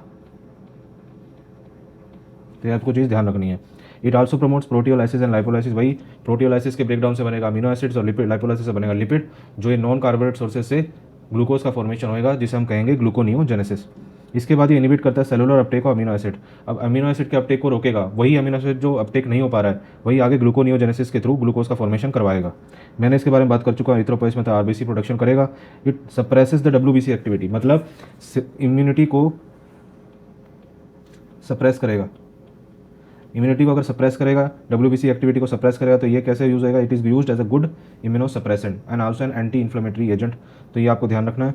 It also maintains the cardiovascular function and kidney function. तो ये चीज़ आपको इसके बारे में, कोर्टिसोल के बारे में ध्यान रखनी है। नेक्स्ट हम आते हैं सेक्स कॉर्टिकॉइड्स के ऊपर। सेक्स कॉर्टिकॉइड्स कहाँ से रिलीज हो रहे थे? जोना रेटिकुलरिस से, जो सबसे इनोमोस्ट लेयर थी। ठीक है, कौन से हार्मोन्स रिलीज हो रहे हैं यहाँ से? एस्ट्रोजन और दिया। दिया मतलब dehydroepiandrosterone which is a type of androgen, वो एक टाइप का एंड्रोजन ही है। ठीक है, अब ये दोनों हमारे अंदर क्या करते हैं? मेल्स और फीमेल्स दोनों के अंदर हेयर पैटर्न डिस्ट्रीब्यूशन को रेगुलेट करते हैं। कौन कौन से? Axillary, pubic, facial hair. ठीक है, और पर्टिकुलरली एट प्यूबर्टी। अब मेन जो नेक्स्ट आता है वो होते हैं इसके डिसऑर्डर्स। अब इस हार्मोन्स के डिसऑर्डर्स के बारे में बात करें तो एनसीईआरटी में इसके बारे में दिया हुआ है। सबसे मेन जो डिजीज़ दी गई है वो है एडिसन्स डिजीज़। तो ये बहुत इंपॉर्टेंट है, इस पर क्वेश्चन आया हुआ है ऑलरेडी पहले। ये होता क्या है इसमें? हाइपोसिक्रीशन, मतलब decrease secretion of adrenal cortex hormone. अब एड्रीनल कॉर्टेक्स हार्मोन कौन कौन से? मतलब ग्लूकोकॉर्टिकॉइड और मिनरलोकॉर्टिकॉइड। मिनरलोकॉर्टिकॉइड मीन्स अल्डोस्टेरोन और ग्लूकोकॉर्टिकॉइड्स मीन्स कोर्टिसोल। ये दो हार्मोन है, ठीक है, जिनकी यहाँ पे हाइपोसिक्रीशन होती है। ये उससे क्या लीड करेगा? इससे क्या आएगा? ब्लड ग्लूकोज कम हो जाएगा, क्योंकि कोर्टिसोल उसको रेगुलेट कर रहा था। ब्लड प्रेशर, ब्लड वॉल्यूम भी उससे, अगर कोर्टिसोल डिक्रीज हो रहा है तो ये सब चीज़ें उससे डिक्रीज हो जाएंगी। अल्डोस्टेरोन की बात करें, अल्डोस्टेरोन कम होगा तो सोडियम भी कम होगा, तो सोडियम भी कम हो जाएगा। ठीक है, और वाटर भी एब्जॉर्प्शन कम हो जाएगा, तो ये भी ब्लड वॉल्यूम और ब्लड प्रेशर को डिक्रीज करेगा। सो ओवरऑल हम देखें तो blood pressure, sodium, blood volume और ब्लड प्रेशर जो होता है, blood glucose, sodium, blood volume और ब्लड प्रेशर सब डिक्रीज कर जाएगा because of the decrease secretion of cortisol and अल्डोस्टेरोन। जो आपको चीज़ ध्यान रखनी है जो होती है एडिसन्स डिजीज़ के अंदर। नेक्स्ट हम बात करते हैं कुशिंग सिंड्रोम के बारे में। कुशिंग सिंड्रोम वैसे एनसीईआरटी में नहीं दिया हुआ है, so it is not given in NCERT, but इसके बारे में एक लाइन दी गई है तो हम इसके बारे में बात कर लेते हैं। कुशिंग सिंड्रोम आ भी सकता है, तो हम देख लेते हैं। हाइपी होता है because of hyper secretion of cortisol. अब कोर्टिसोल क्या था? ग्लूकोकॉर्टिकॉइड। ठीक है, तो इसकी वजह से क्या होएगा? सेंट्रलाइज्ड ओबेसिटी होती है, मतलब fat around the belly, thin limbs मिलेंगे और बैक पे मिलेगा बफलो हम्प। इसके अलावा मून फेशिस मिलेंगे इस कुशिंग सिंड्रोम के अंदर। तो ये चीज़ भी आपको ध्यान रखनी है, ये इंपॉर्टेंट है। इसके बाद हम आते हैं इसकी एनसीईआरटी की रीडिंग कर लेते हैं एक बार। तो our body has one pair of adrenal glands, one above of each kidney. The gland is composed of two types of tissues. The centralized located tissue is called as adrenal medulla and outside lies the adrenal cortex. जो मैं आपको पहले बता चुका हूँ, ये kidney के ऊपर क्या होता है? प्रेजेंट है ऊपर, that is the adrenal gland. अब ये दोनों किडनी पे प्रेजेंट होता है, तो वन पेयर, ये दो हो जाते हैं। ठीक है, टोटल। अब इसको कट सरफेस पे देखेंगे तो आउटर वाला जो एरिया होता है, ये आउटर वाला एरिया हो जाएगा एड्रीनल कॉर्टेक्स, और जो इनर वाला जो एरिया है अंदर की तरफ, दैट इज एड्रीनल मेडुला। ठीक है, अब एक और चीज़ ध्यान रखने की, अंडर प्रोडक्शन ऑफ, ये इंपॉर्टेंट है। ठीक है, नीट में आया हुआ पहले लाइन है, ये ग्रीन कलर से मैंने इसलिए ऑलरेडी इसको मार्क किया हुआ है। Under production of hormones by the adrenal cortex alters the carbohydrate metabolism causing the acute weakness and fatigue leading to a disease called Addison's disease, जो मैंने आपको बताया था because of hyposecretion of glucocorticoids and mineralocorticoid, जो adrenal cortex के hormones थे। अब next है इसमें कि adrenal medulla secrete two hormones जो थे, एड्रीनलिन और एपिनेफ्रिन, नॉर एड्रीनलिन और नॉर एपिनेफ्रिन। ठीक है, these are commonly called as catecholamines. ये एड्रीनल मेडुला से रिलीज हो रहे हैं। Adrenaline and noradrenaline are rapidly secreted in response to stress of any kind and during emergency situation, जो मैं आपको बता चुका हूँ। तो इन्हें हम इमरजेंसी हार्मोन्स भी बोल देते हैं, हार्मोन ऑफ फाइट और फ्लाइट भी बोल देते हैं। And this hormone increase the alertness and pupillary dilatation, also they cause piloerection, sweating. ठीक है, both the hormones increase the heart beat, strength of heart contraction and the rate of respiration. ये चीज़ें मैं आपको सब बता चुका हूँ जो मेडुलरी हार्मोन्स कॉज करते हैं। Catecholamines also stimulate the breakdown of glycogen resulting in an increase concentration of glucose in the blood. ठीक है, in addition they also stimulate the breakdown of lipids and proteins, जो मैं आपको बता चुका हूँ। The adrenal cortex can be divided into 3 layers: zona reticularis, innermost layer; zona fasciculata which the middle layer; and zona glomerulosa which is the outermost layer. The adrenal cortex secretes many hormones commonly called as corticoids, जो मैं आपको बता चुका हूँ। अलग अलग type के corticoids होते हैं, these are actually steroidal hormones. ठीक है, तो the corticoids which are involved in carbohydrate metabolism are called as glucocorticoid, जो सबसे जो होता है कोर्टिसोल। ठीक है, in our body cortisol is the main glucocorticoid. Corticoids which regulate the balance of water and electrolytes in our body are called mineralocorticoid, और इसमें सबसे मेन जो मिनरलोकॉर्टिकॉइड है वो है aldosterone, is the main in our body. Next आते हैं glucocorticoids के ऊपर। इट स्टिमुलेट्स द ग्लूकोनियोजेनेसिस जो और लाइपोलाइसिस और proteolysis and inhibit the cellular uptake and utilisation of amino acids. हो गई हमारी बात। ठीक है, वही cortisol is also involve in maintaining the cardiovascular system and as well as kidney function. तो ये चीज़ आई हुई है नीट के अंदर, ध्यान रखनी है। Glucocorticoids particularly cortisol produces the anti inflammatory reactions and suppresses the immune response. तो ये इम्यूनो सप्रेसेंट की तरह भी यूज़ होता है। Cortisol stimulate the RBC production, तो एरिथ्रोपोइसिस में हेल्प करता है। अल्डोस्टेरोन acts mainly at the renal tubules and stimulate the resorption of sodium and water and excretion of potassium and ions. ठीक है, अल्डोस्टेरोन के बारे में बात होगी, mineralocorticoid. This aldosterone helps in maintenance of electrolyte, fluid volume, osmotic pressure and blood pressure. ठीक है, small amount of endogenous steroids are also secreted by the adrenal cortex which play a role in the growth of axial hair, pubic hair and facial hair during puberty. ये बात हो रही है सबसे last वाले जो हार्मोन थे, zona reticularis से रिलीज होने वाले जो थे, कौन कौन से थे? डेट इज एस्ट्रोजन एंड दिया। ठीक है, जिसे हम सेक्स कॉर्टिकॉइड्स भी बोल देते हैं, वो थे दिया प्लस एस्ट्रोजन। तो ये चीज़ आपको ध्यान रखनी है। ठीक है, सो बेटा नेक्स्ट हम आते हैं टेस्टिस पे। ठीक है, तो टेस्टिस जो होते हैं ये मीजोडर्मल इन ओरिजिन होते हैं। ये भी हिट्रोक्राइन ग्लैंड होते हैं। ठीक है, हिट्रोक्राइन ग्लैंड मीन्स इसमें एक्सोक्राइन पार्ट और एंडोक्राइन पार्ट दोनों प्रेजेंट होता है। ठीक है, एक्सोक्राइन पार्ट होता है for transport of the gametes. ठीक है, ट्रांसपोर्ट ऑफ गैमीट्स करने के लिए। एंडोक्राइन पार्ट जो हार्मोन सिक्रीट्स करता है। ठीक है, अब हमें ये बहुत ध्यान रखनी है कि ये जो टेस्टिस होते हैं ये outside the abdominal cavity present होते हैं और उस पाउच को हम कहते हैं स्क्रोटम। ठीक है, तो स्क्रोटम के अंदर ये प्रेजेंट होते हैं। क्यों ऐसा होता है? It is necessary for spermatogenesis. क्यों? क्योंकि स्पर्मेटोजेनेसिस मतलब स्पर्मेटोजेनेसिस पहले क्या होता है? Formation of sperms. तो स्पर्म्स बनाना होता है, तो स्पर्म्स बनाने के लिए जो टेम्परेचर है 2 to 2.5 डिग्री सेल्सियस लेसर चाहिए होता है देन द बॉडी टेम्परेचर। तो outside the abdominal cavity present होते हैं इसी वजह से। तो स्पर्मेटोजेनेसिस होने के लिए हमें 2 to 2.5 डिग्री से टेम्परेचर लोअर चाहिए as compare to body temperature. तो वो ऐसे स्क्रोटम के अंदर प्रेजेंट होता है। ये यहाँ पे स्क्रोटम है, ये बॉल लाइक जो स्ट्रक्चर है। ठीक है, उसके अंदर ये टेस्टिस प्रेजेंट है। नेक्स्ट हम आते हैं टेस्टिस के बारे में। तो टेस्टिस हमने बात किया, ये प्राइमरी सेक्स ऑर्गन की तरह भी काम करता है और एंडोक्राइन ग्लैंड की तरह भी काम करता है। प्राइमरी सेक्स ऑर्गन वो होता है जो गैमीट प्रोडक्शन भी कर रहा है और जो हार्मोन भी प्रोड्यूस कर रहा है। तो that is why it is called as primary sex organ. तो यहाँ पे गैमीट प्रोडक्शन कैसे कर रहा है? स्पर्म्स का फॉर्मेशन कर रहा है। ठीक है, स्पर्म का फॉर्मेशन कर रहा है, तो that is gamete production and at last it is producing the hormone. अब हार्मोन हमने बात करेंगे कौन से हार्मोन ये प्रोड्यूस कर रहा है यहाँ पे। बेसिकली ये एंड्रोजन मतलब टेस्टोस्टेरोन को प्रोड्यूस करता है। ठीक है, एंडोक्राइन ग्लैंड में हम जानते हैं सिक्रीट कर रहा है कौन सा? वही एंड्रोजन। ठीक है, तो एंड्रोजन मीन टेस्टोस्टेरोन ही प्रोड्यूस हो रहा है यहाँ पे। और वो किसके थ्रू सिक्रीट होता है? लेडिक सेल्स के थ्रू, जिसे हम इंटरस्टिशियल सेल्स भी कहते हैं, बिकॉज वो प्रेजेंट होते हैं इंटरस्टिशियल स्पेस के अंदर, जो मैं आगे आपको बताऊंगा। तो यहाँ पे हम देख सकते हैं टेस्टिस का जो कट सेक्शन है, जो टेस्टिस को हम कट कर लेंगे। ठीक है, तो कट सेक्शन में हमें क्या दिखेंगे? उसके अंदर हमें दिखेंगे टेस्टिकुलर लोब्यूल्स। जो टेस्टिस है लोब्यूल्स के फॉर्म में डिवाइडेड हो जाते हैं। ठीक है, यहाँ पे लोब्यूल्स के फॉर्म में डिवाइडेड है और उसके अंदर क्या प्रेजेंट होते हैं? कॉइल लाइक स्ट्रक्चर्स होते हैं। कॉइल लाइक स्ट्रक्चर्स इन्हें कहते हैं हम सेमिनिफेरस ट्यूब्यूल्स। और उन्हीं सेमिनिफेरस ट्यूब्यूल्स में जब उनका कट सेक्शन हम देखेंगे, जब उन्हें कट करते हैं तो कट सेक्शन में हमें क्या दिखेगा? ये हम हिस्टोलॉजिकली जब उसको देखेंगे माइक्रोस्कोप के अंदर तो हमें क्या क्या दिखेगा? तो उसके अंदर हमें दिखेगा जी कॉइल लाइक स्ट्रक्चर जो हम कट करेंगे तो ये ट्यूब लाइक हमें दिखेगा, गोल ऐसे करके। ठीक है, तो इसके अंदर ये क्या प्रेजेंट है? सेल्स। ये जो सेल्स है इसके अंदर प्रेजेंट है, ये लाइन है किससे? मेल जर्म सेल से। ये मेल जर्म सेल्स हैं और यही मेल जर्म सेल्स आगे क्या फॉर्म करेंगे? स्पर्म्स का। तो ये मेल जर्म सेल्स चेंज हो जाते हैं, आगे फॉर्मेशन करते हैं किसका? स्पर्म्स का, जिसे हम कहते हैं स्पर्मेटोजेनेसिस। और दूसरा जो यहाँ पे प्रेजेंट होता है इंटरस्टिशियल स्पेस। इंटरस्टिशियल स्पेस के अंदर हमें क्या मिलता है? इनमें होते हैं इंटरस्टिशियल सेल या लेडिक सेल्स इन्हें कहते हैं। ये जो यहाँ पे येलो कलर की आपको स्ट्रक्चर दिख रहे हैं, दीज आर इंटरस्टिशियल और लेडिक सेल्स। ये क्या सिक्रीट करते हैं? एंडोजन। और एंडोजन भी बेसिकली किसको सिक्रीट करते हैं? टेस्टोस्टेरोन को। ठीक है, तो यहाँ पे जो ये लाल रंग का जो स्ट्रक्चर अभी गोल गोल दिख रहा है, दीज सेमिनिफेरस ट्यूब्यूल, और येलो रंग के जो स्ट्रक्चर दिख रहे हैं, दीज आर इंटरस्टिशियल सेल और लेडिक सेल्स। ठीक है, नेक्स्ट हम आते हैं इसके फंक्शंस के ऊपर। तो ये टेस्टोस्टेरोन या एंडोजन का फंक्शंस क्या क्या होता है हम जानते हैं। हमने पहले भी डिस्कस किया था कि ये आरबीसी प्रोडक्शन में भी हेल्प करता है, जिसे हम कहते हैं एरिथ्रोपोएटिन।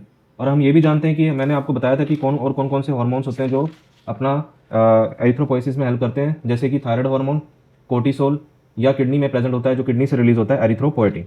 ठीक है, जो मैंने आपको पहले भी बताया था। इसके अलावा ये क्या करता है? ये हेल्प कराता है स्पर्मेटोजेनेसिस में, मीन्स स्पर्म प्रोडक्शन में।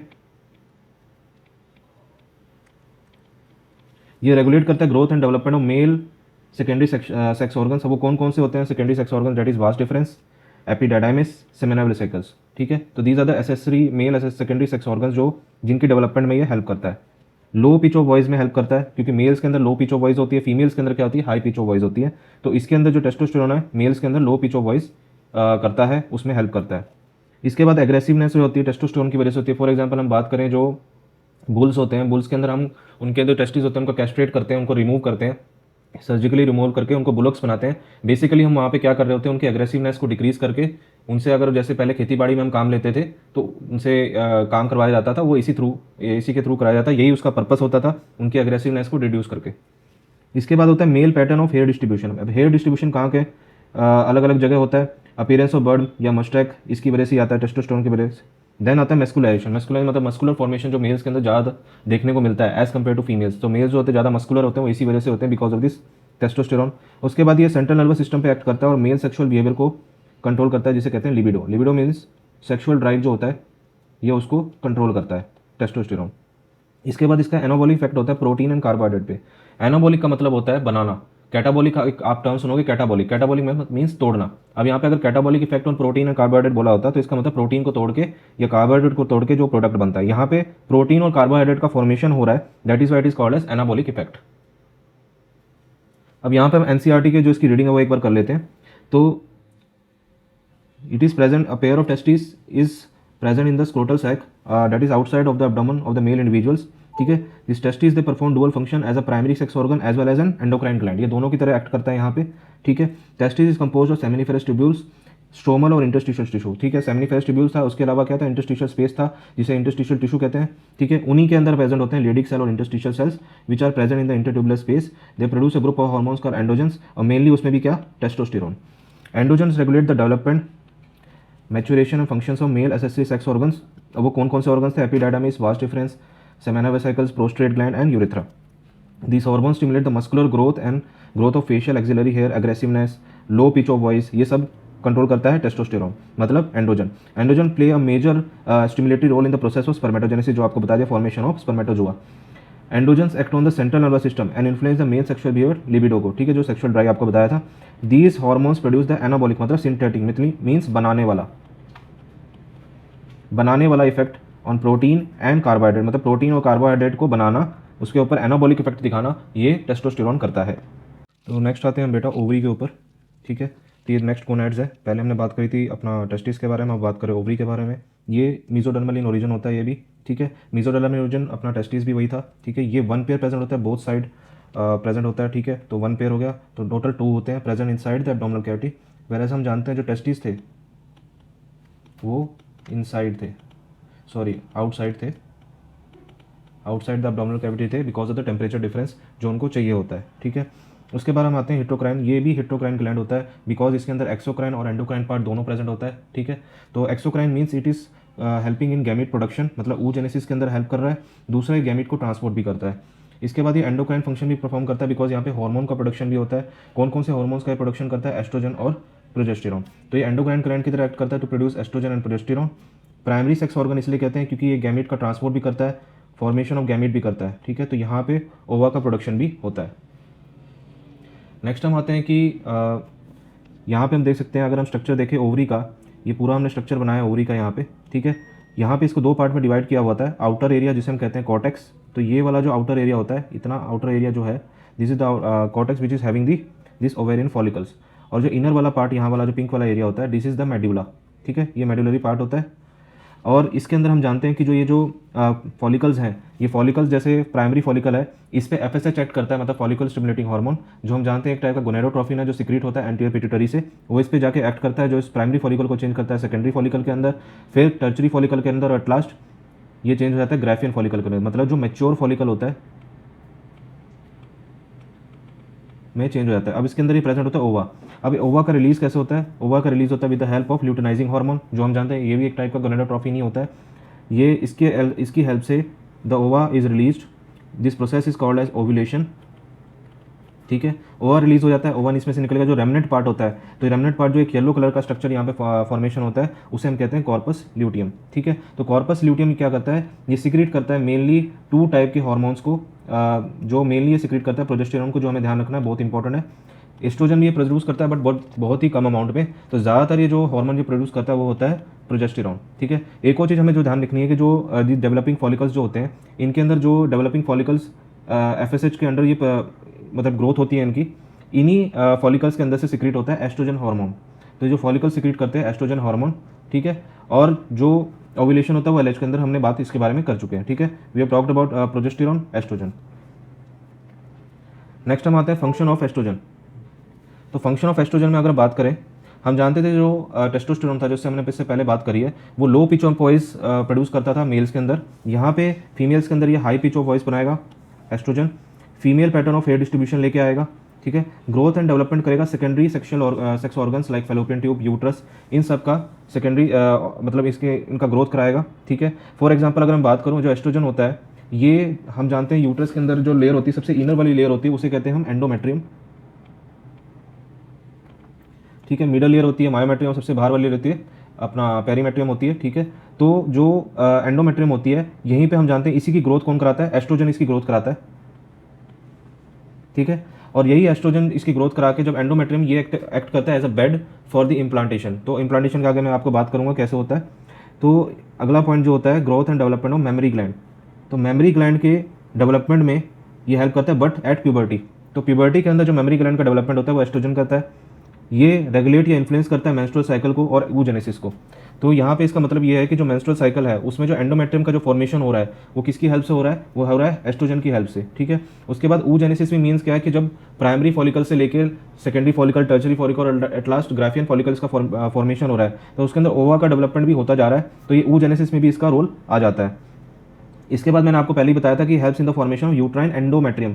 अब एंडोमेट्रियल लाइन जो इनर मोस्ट लाइनिंग होती है यूट्रस का, उसके फॉर्मेशन भी ये करता है, which is important for implantation, मतलब attachment of blastocyst with the endometrium. अभी ब्लास्टोसिस्ट कैसे बनता है हम जानते हैं कि जब जो मेल और फीमेल गैमेट होता है उसका फ्यूजन होता है, उसके फ्यूजन से बनेगा जाइगोट। जाइगोट जो होता है आगे जाके ब्लास्टोसिस्ट में चेंज हो जाता है, ठीक है। एम्ब्रियोनिक डेवलपमेंट जब उसकी होती है तो उसमें वो चेंज होकर एट लास्ट वो किस पे अटैच होता है, एंडोमेट्रियम पे जाके अटैच करेगा, ठीक है। आगे जाके इसका फर्दर डेवलपमेंट होता है जो ये फीटस में चेंज होता है, ठीक है, और आगे ये बेबी में चेंज होएगा, ठीक है। ये सारी चीज़ें इसमें होती हैं। तो इम्प्लांटेशन जो होता है, तो इम्प्लांटेशन के लिए जो एक्ट करता है वो करता है एंडोमेट्रियम। जो किससे फॉर्मेशन हो रहा है एंडोमेट्रियम का, वो हो रहा है एस्ट्रोजन के थ्रू। एट लास्ट जो पॉइंट है, it control the female sexual behaviour. तो ये भी आपको चीज़ ध्यान रखनी है। तो ये तो थे एस्ट्रोजन के फंक्शंस। नेक्स्ट हम आते हैं प्रोजेस्टेरॉन के ऊपर। प्रोजेस्टेरॉन को हम कहते हैं it is known as the pregnancy hormone because it maintains the endometrium. अब हम जानते हैं जो बनाने का काम करता है एंडोमेट्रियम को, जो बना रहा है एंडोमेट्रियम को बनाने का काम वो कर रहा है एस्ट्रोजन, बट उसको जो मेंटेन करना है, but for maintenance we need progesterone, ठीक है। अगर ये हार्मोन कम हो जाता है तो जो ये एंडोमेट्रियम में शेड ऑफ होने लग जाती है, ठीक है, और वो ब्लड क्लॉट्स के फॉर्म में बाहर आने लग जाती है थ्रू फीमेल जेनेटल ट्रैक्ट, ठीक है। तो ये मेंटेन करता है एंडोमेट्रियम को, ये आपको ध्यान रखना है। इसके अलावा ये ग्रोथ एंड डेवलपमेंट कराता है मेमोरी ग्लैंड्स की ड्यूरिंग द प्रेगनेंसी। तो ड्यूरिंग प्रेगनेंसी क्या हमें चीज़ ध्यान रखनी है, तो मेमोरी ग्लैंड का जो डेवलपमेंट कौन करा रहा है, ये प्रोजेस्टेरॉन करा रहा है। And it also stimulates the formation of milk forming structure that is alveoli and also causes the milk secretion. तो ये ड्यूरिंग प्रेगनेंसी जो alveoli sac like structures form होते हैं, तो ये सैक लाइक स्ट्रक्चर ऐसे फॉर्म करेगा। इसके अंदर ये जो आप देख रखते हैं इनर लाइनिंग जो है वो एपिथेलियल सेल्स की है। तो इन सब का फॉर्मेशन कौन कराता है, प्रोजेस्टेरॉन। और at last the epithelial cell अंदर मिल्क प्रोडक्शन कॉज करते हैं, ठीक है। तो आपको ये चीज़ ध्यान रखनी है, these are the functions of progesterone. तो इन सब चीज़ों को हम एक बार देख लेते हैं यहाँ से, अपना एनसीईआरटी की रीडिंग ले लेते हैं। तो females have a pair of ovaries located in the abdomen, not outside the abdomen. Ovary is the primary female sex organ which produces one ovum during each menstrual cycle. मतलब each menstrual cycle means 28 days का एक menstrual cycle होता है। Means इसको layman language में अगर हम बोलें कि पीरियड्स होते हैं जो जिसमें हर पीरियड में एक मेंस्ट्रुअल साइकिल परफॉर्म होता है और हर इसमें मेंस्ट्रुअल साइकिल में एक ओवम का रिलीज होता है, ठीक है, एक ओवम प्रोड्यूस होता है। In addition ovary also produce 2 groups of steroid hormones that is estrogen and progesterone. ये 2 टाइप के हार्मोन मैंने आपको बता दिया था, एस्ट्रोजन और प्रोजेस्टेरॉन रिलीज कर रहा है। ये दोनों हार्मोन स्टेरॉइड्स होते हैं, ठीक है, स्टेरॉइड टाइप ऑफ हार्मोन, जो मैं आगे आपको इसके बारे में और बताऊंगा। Ovary is compose of ovarian follicles, जो मैंने आपको बताया था, प्राइमरी, सेकेंडरी, टर्चरी और ग्राफियन फॉलिकल्स जो बन रहे हैं, जो कहाँ प्रेजेंट होते हैं, कॉर्टेक्स में प्रेजेंट होते हैं ओवरी के। And there is stromal tissue also. The estrogen is synthesised and secreted mainly by the growing ovarian follicles. तो भी जो ग्रोइंग ओवेरियन फॉलिकल्स हैं यही एस्ट्रोजन का सिक्रीशन करते हैं। आफ्टर द ओव्यूलेशन, मतलब जो एलएच की प्रेजेंस में, मतलब ल्यूटिनाइजिंग हार्मोन की प्रेजेंस में ओव्यूलेशन हो जाता है, और जो रप्चर्ड फॉलिकल होता है, जो बचा हुआ पार्ट होता है, वो कन्वर्ट हो जाता है येलो कलर के स्ट्रक्चर में, जिसे हम कहते हैं कॉर्पस ल्यूटियम, जो सिक्रीट करता है प्रोजेस्टेरॉन। ये बहुत इंपॉर्टेंट है, ये आपके कई बार क्वेश्चन आया हुआ है ऑलरेडी, तो इसलिए मैंने इसको मार्क किया हुआ था ग्रीन रंग से पहले ही, तो आप इस चीज़ का ध्यान रखना।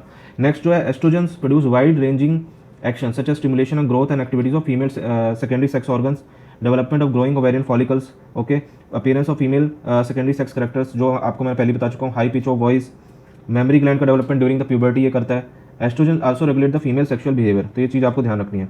Then coming to progesterone, progesterone supports the pregnancy, तो प्रेगनेंसी को मेंटेन रखने के लिए प्रोजेस्टेरॉन बहुत ही इंपॉर्टेंट है। Progesterone also acts on the mammary glands and stimulate the formation of alveoli, वो सैक लाइक स्ट्रक्चर बनाता है जो स्टोर और या सिक्रीट करता है मिल्क का, तो उसको मिल्क को सिक्रीट भी करता है और वहाँ पे वो मिल्क स्टोर भी रहता है। तो ये किसके हार्मोन के एक्शन के स्टिमुलेशन में होता है, दैट इज प्रोजेस्टेरॉन, जो आपको ध्यान रखना है, वेरी इंपॉर्टेंट। तो नेक्स्ट हम आते हैं जो है topic hormones of heart, kidney and GI tract. ठीक है, तो यहाँ पे डिफरेंट टाइप जो अलग अलग हमारे जो बॉडी में ऑर्गन्स हैं वो कौन कौन से हार्मोन्स रिलीज कर रहे हैं उसके बारे में हम बात करेंगे। काफ़ी इंपॉर्टेंट है आपके एग्जाम पॉइंट ऑफ व्यू से, बहुत बार इससे क्वेश्चन आए हुए हैं, तो इसको ध्यान से सुनिएगा। सबसे पहले आता है हार्ट। हार्ट की जो एट्रियल वॉल होती है वहाँ से सिक्रेट होता है ANM. ANF means atrial natriuretic factor. ठीक है, तो ये करता क्या है बेसिकली, ये आपके ग्लोमेरुलर फिल्ट्रेशन रेट, बीपी और ब्लड वॉल्यूम को डिक्रीज करता है। अब वो कैसे करता है, फर्स्ट ऑफ ऑल ये सोडियम का एलिमिनेशन कराता है यूरिन के थ्रू। अगर सोडियम का एलिमिनेशन हो रहा है तो वाटर भी साथ साथ जाएगा, जिसकी वजह से एट लास्ट ब्लड वॉल्यूम और ब्लड प्रेशर डिक्रीज करेगा, जीएफआर डिक्रीज करेगा। इसके अलावा अगर बीपी इंक्रीज हो रहा है तो उसमें क्या होता है, वेजो डायलेटेशन होता है, मतलब ब्लड वेसल की डायलेटेशन हो जाती है। ठीक है, उसकी वजह से भी जो ब्लड प्रेशर है डिक्रीज होता है। इसके बाद नेगेटिव रास के थ्रू भी ये सब चीज़ें जीएफआर, बीपी और ब्लड वॉल्यूम का डिक्रीज होता है। तो आपको ये चीज़ ध्यान रखनी है, very important for the exam point of view, ये कई बार रिपीट हो चुका है। उसके बाद आते हैं किडनी पे। किडनी में होते हैं जेजी सेल्स, मतलब जक्स्टा ग्लोमेरुलर सेल्स। ये दो टाइप के हार्मोन्स का रिलीज करते हैं। First of all is erythropoietin, जो स्टिमुलेट करता है आरबीसी प्रोडक्शन, मींस एरिथ्रोपोइसिस में। ठीक है, इसके बाद आता है रेनिन। रेनिन एक्ट करता है वाया द रास मतलब रेनिन एंजियोटेंसिन अल्डोस्टेरोन सिस्टम, जो एट लास्ट क्या कराता है बेटा, वो कराता है increase in blood pressure and increase in glomerular filtration rate. ये जो आपको ध्यान रखना है, वेरी इंपॉर्टेंट। नेक्स्ट, ये जो एंडोक्राइन सेल्स होते हैं different part of GI tract में, मतलब गैस्ट्रोइंटेस्टाइनल ट्रैक्ट में, वहाँ से कौन कौन से वो सोर्सेज से सिक्रीट हो रहे हैं और कहाँ कौन से ऑर्गन्स पे वो एक्ट कर रहे हैं, इसके बारे में बात करेंगे। तो आपको भी ध्यान रखना है, जो गैस्ट्रीन होता है, first of all is gastrin, जो सिक्रीट होता है स्टमक से और जो स्टमक पे ही जाके एक्ट करता है। ठीक है, तो गैस्ट्रीन से याद रखना स्टमक, तो स्टमक से ही ये सिक्रीट हो रहा है और स्टमक पे जाके ही एक्ट कर रहा है। दूसरा होता है एंटेरोगेस्टेरॉन। अब आपको एक चीज़ ध्यान रखनी है, एंटेरोगेस्टेरॉन, सिक्रेटिन और कोलेसिस्टोकाइनिन, पेनक्रियोजामिन मतलब सीसी के पीजेड, ये तीनों सिक्रीट हो रहे हैं स्मॉल इंटेस्टाइन, तो सब स्मॉल इंटेस्टाइन से ही सिक्रीट हो रहे हैं। इनके टारगेट्स अलग अलग हैं, वो मैं आपको बताता हूँ। एंटेरोगेस्टेरॉन नाम से ही पता लग रहा है, इसके एक टर्म आ रहा है entero. Entero means small intestine, तो इस स्मॉल इंटेस्टाइन से ही सिक्रेटेड हो रहा है। ये एक्ट कहाँ कर रहा है, अब तो इसके दूसरा नाम जो है गेस्टेरॉन। गेस्टेरॉन मीन्स स्टमक, तो ये स्टमक पे जाके एक्ट करता है। क्या एक्ट करता है, क्या फंक्शन करता है, वो मैं आगे आपको आराम से बताऊंगा। इसके बाद आता है सिक्रेटिन। सिक्रेटिन भी स्मॉल इंटेस्टाइन से सिक्रीट हो रहा है और ये जाके एक्ट कर रहा है स्टमक पे, पेनक्रियाज पे और लीवर पे। इसके बाद आता है कोलेसिस्टोकाइनिन, पेनक्रियोजाइमिन, तो यहाँ पे ये स्मॉल इंटेस्टाइन से ही रिलीज हो रहा है। ठीक है, वहाँ से ही सिक्रीट हो रहा है और ये एक्ट कर रहा है, नेम से पता लग रहा है, कोले मीन्स ये गॉल ब्लैडर पे एक्ट करेगा। दूसरा है पेनक्रियोजाइमिन, तो ये पेनक्रियाज पे भी एक्ट करेगा।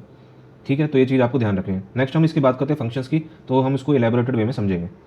तो यहाँ पे जो डायग्राम आपको दिया गया है, तो आप इससे शेप से आराम से पहचान पा रहे हो, ये इसोफेगस है, तो this is the oesophagus, this is the oesophagus, this is the stomach. ठीक है, दिस इज़ द पेनक्रियाज, ये यहाँ पे इंटेस्टाइन है, this is the liver and this is gall bladder. अब यहाँ पे हम इसको अच्छे से समझते हैं। सबसे पहले हम बात करते हैं गैस्ट्रीन के बारे में। तो गैस्ट्रीन में यहाँ पे एरो लगा रखा है कि ये गैस्ट्रीन स्टमक से ही सिक्रीट हो रहा है। तो मैंने यहाँ पे जो एरो लगाई है, यहाँ पे आप देख सकते हो, ये ब्लू रंग की एरो है, इसका मतलब ये स्टमक से ही सिक्रीट हो रहा है। और मैंने इसको यहाँ पे घुमा के इस एरो को यहाँ पे लेके आया, इसका मतलब ये स्टमक पे ही जाके एक्ट कर रहा है। तो आपको ये समझना है गैस्ट्रीन जो है स्टमक से ही सिक्रेटेड हो रहा है और उसी पे जाके एक्ट कर रहा है। करता क्या है, सिक्रीशन ऑफ गैस्ट्रिक जूस। अब गैस्ट्रिक जूस में क्या आता है, हाइड्रोक्लोरिक एसिड और pepsinogen, and also increase the gastric motility. तो ये इसका फंक्शन हो गया। दूसरा जो मैंने आपको बताया था हार्मोन था, नेक्स्ट इज एंटेरोगेस्टेरॉन।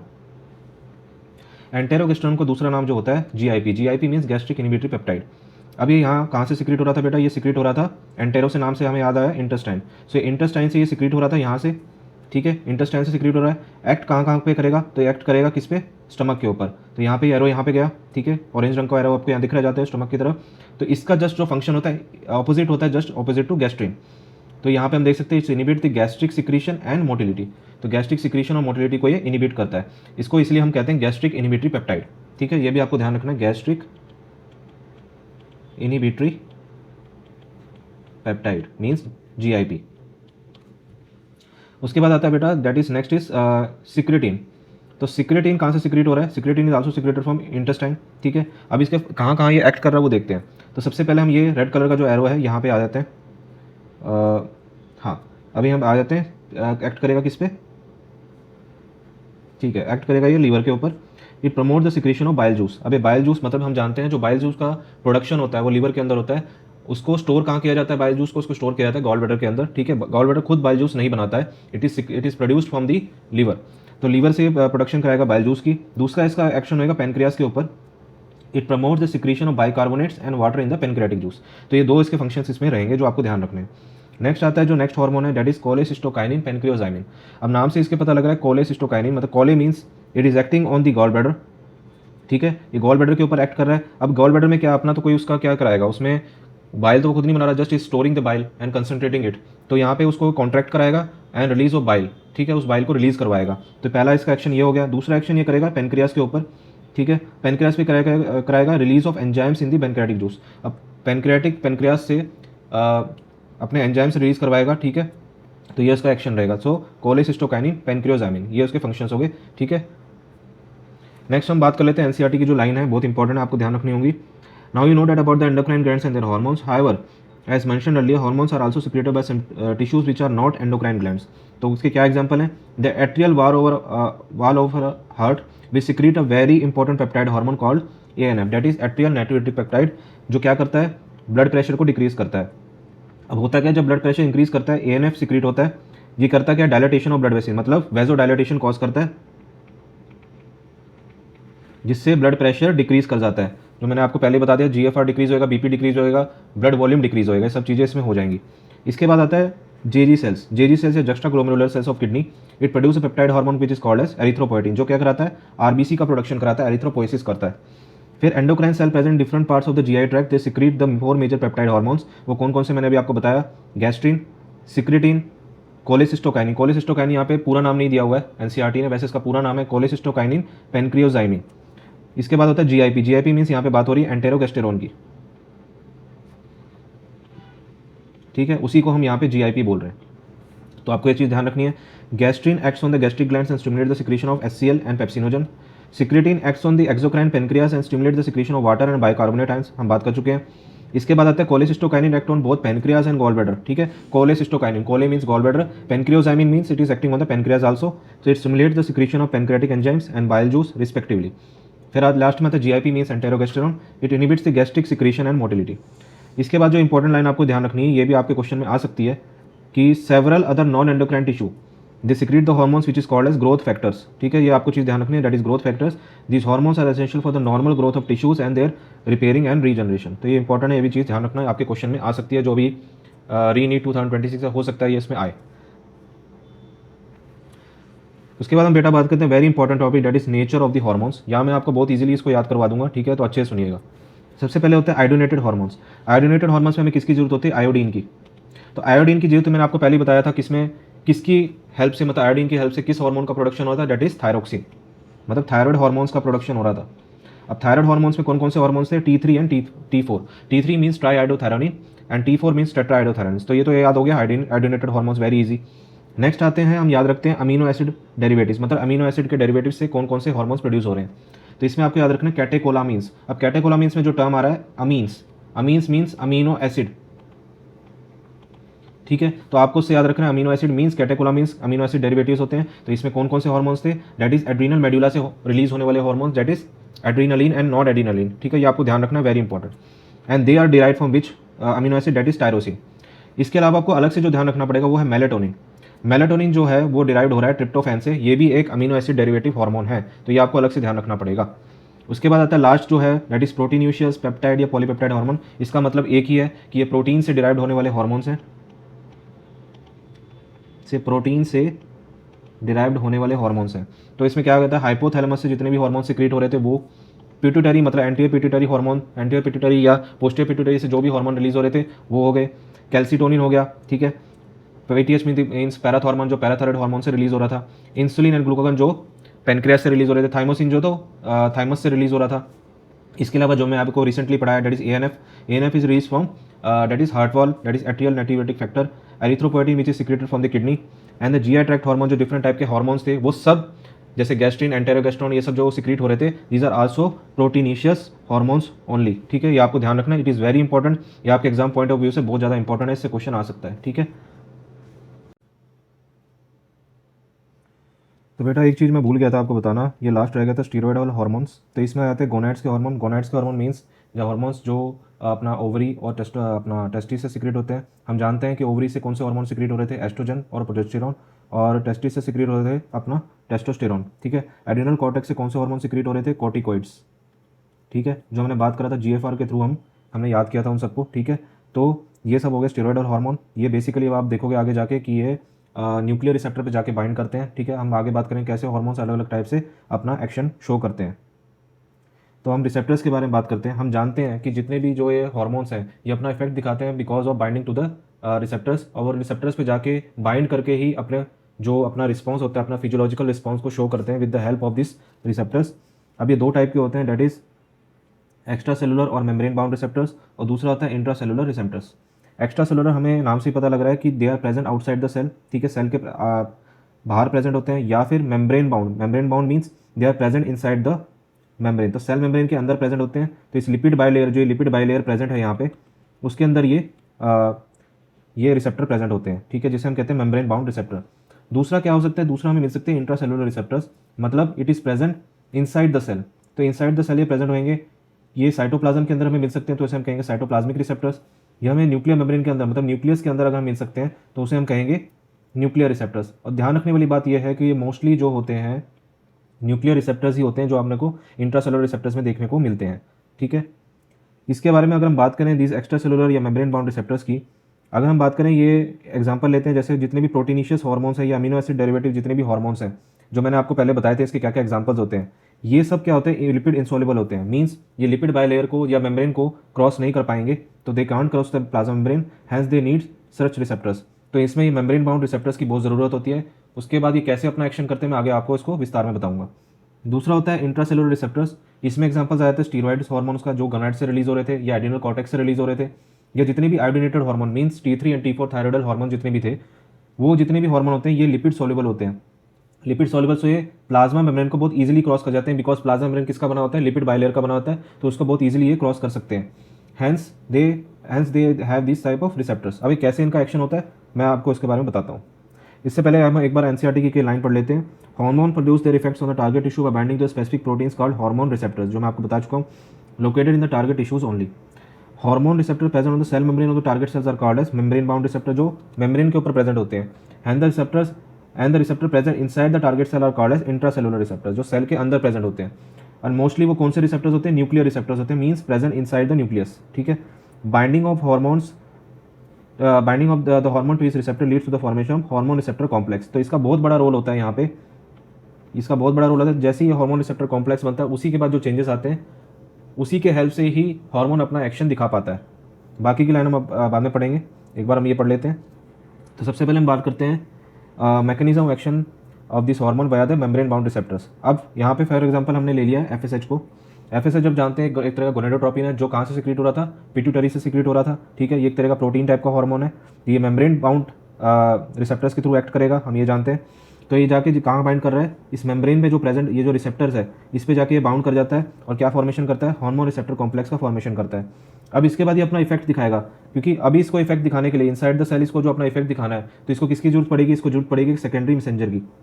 अब वो सेकेंडरी मैसेंजर क्या क्या हो सकता है, आपको ये बहुत इंपॉर्टेंट ध्यान रखना है, डेट इज कैल्शियम। एक होता है cAMP, that is cyclic adenosine monophosphate जिसे हम बोल देते हैं। या फिर वो होता है हाइपी3, डेट इज आइनोसिटोल ट्राइफॉस्फेट। या फिर वो हो सकता है dark, date is diacyl glycerol. तो ये सब जो है एग्जांपल हैं सेकेंडरी मैसेंजर्स के जो आपको ध्यान रखने हैं। अब ये आगे अपना बायोकेमिकल रिस्पॉन्स दिखाते हैं, मींस ये चेन ऑफ रिएक्शन शो करते हैं, अलग अलग टाइप के रिएक्शन शो करते हैं, जिससे एट लास्ट ये अपना फिजियोलॉजिकल रिस्पॉन्स दिखा पाते हैं। मींस यहाँ पे एफएसएच अपना क्या रिस्पॉन्स दिखाएगा, that is growth of ovarian follicle.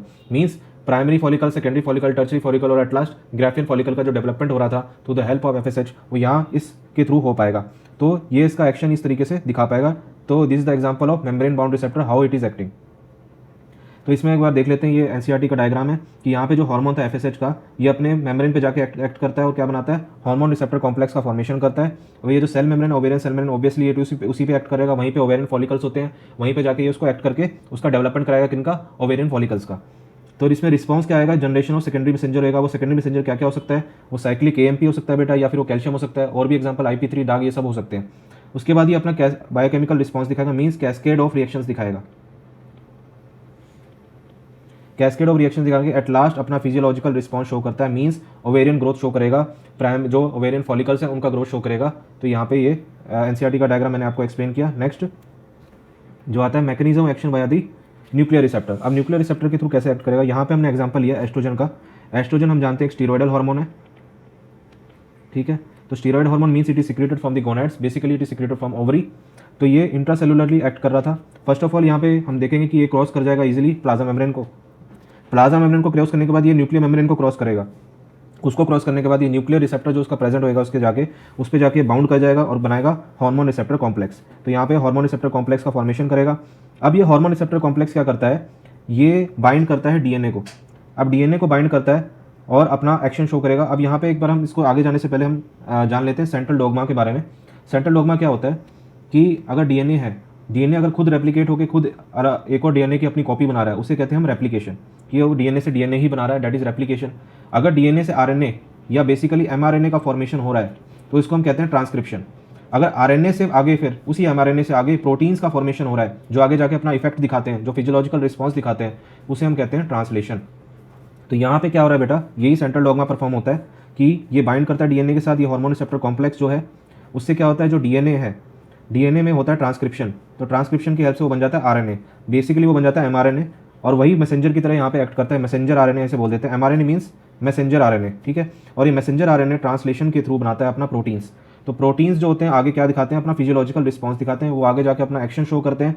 वो एक्शन क्या होता है, एस्ट्रोजन हम जानते हैं क्या इफेक्ट लेके आता है, वो एंडोमेट्रियम जो यूट्रस की सबसे इनर वाली लाइनिंग होती है उसका ग्रोथ करवाता है। तो एंडोमेट्रियम प्रोलिफरेट कर जाती है, ठीक है। जो यूट्रस की सबसे इनर वाली लाइनिंग एंडोमेट्रियम, उसकी प्रोलिफरेशन कराता है एस्ट्रोजन।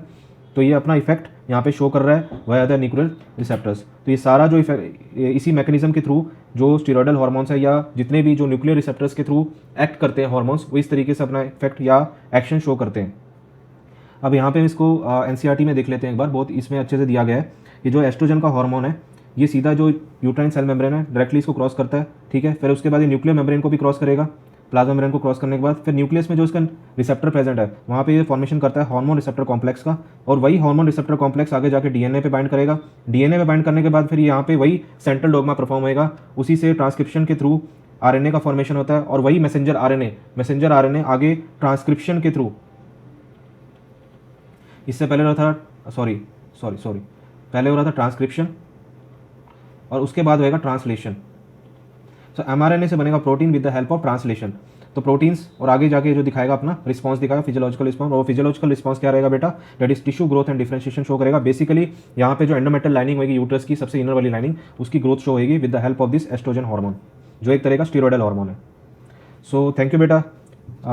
मैंने यहाँ पे आपको पूरा केमिकल कोऑर्डिनेशन एंड इंटीग्रेशन समझाया है वन शॉट में, ठीक है, और बहुत ही ईजी लैंग्वेज में समझाने की कोशिश करी है मैंने यहाँ पे। एनसीईआरटी को और जितने भी आपके इंपॉर्टेंट पॉइंट्स हैं उनको बहुत ईजी वे में समझाने की कोशिश करी है। आगे मैं और भी वीडियोस लेके आऊँगा दूसरे चैप्टर्स पे, जैसे मैं आगे सोच रहा हूँ स्ट्रक्चरल ऑर्गेनाइजेशन इन एनिमल्स, और भी इंपॉर्टेंट टॉपिक्स हैं, आपको उसमें वीडियो डालूंगा, वन शॉट वीडियो। साथ ही मैं बेटा कि MCQs टाइप के वीडियोज़ भी डालूंगा, जो आपके प्रीवियस PYQs हैं, प्रीवियस ईयर क्वेश्चन हैं, स्पेसिफिकली जो भी इंपॉर्टेंट क्वेश्चन हैं उनकी वीडियोज़ भी आगे डालता रहूँगा। बस बेटा मुझे आपसे ये चाहिए कि आप मेरी वीडियो को लाइक करिए, कमेंट करिए, मेरे चैनल को जो मेरा यूट्यूब चैनल है उसे सब्सक्राइब करिए, that is biology with doctor Ravi. साथ ही में मेरा इंस्टाग्राम का भी चैनल है, डेट इज़ उसमें भी आपको इसका लिंक मिल जाएगा, आप उसको भी फॉलो करिए। वहाँ पे मैं शॉर्ट वीडियोस और इंपॉर्टेंट PYQs डालता रहता हूँ, और मुझे आपका सपोर्ट चाहिए। इसी से मैं आगे मुझे मोटिवेशन मिलेगी, मैं आपके लिए और अच्छी वीडियोज़ लाता रहूँगा। और आप अपने जो आपका टारगेट है, बेसिकली अगर आप रीनीट 2026 की तैयारी कर रहे हो तो उसके लिए बहुत आपको इसमें मतलब मदद मिलेगी मेरी तरफ से, ठीक है, जितनी मैं आपकी मदद कर सकूं, बट आपका मेरा इसमें सब थोड़ा सपोर्ट करना पड़ेगा बेटा। तो थैंक यू वेरी मच। मैं आगे भी आपके लिए अच्छी वीडियोस लाता रहूँगा, और आप मुझे मोटिवेट करते रहिए, लाइक करिए, सब्सक्राइब करिए मेरे चैनल को। तो थैंक यू वेरी मच बेटा।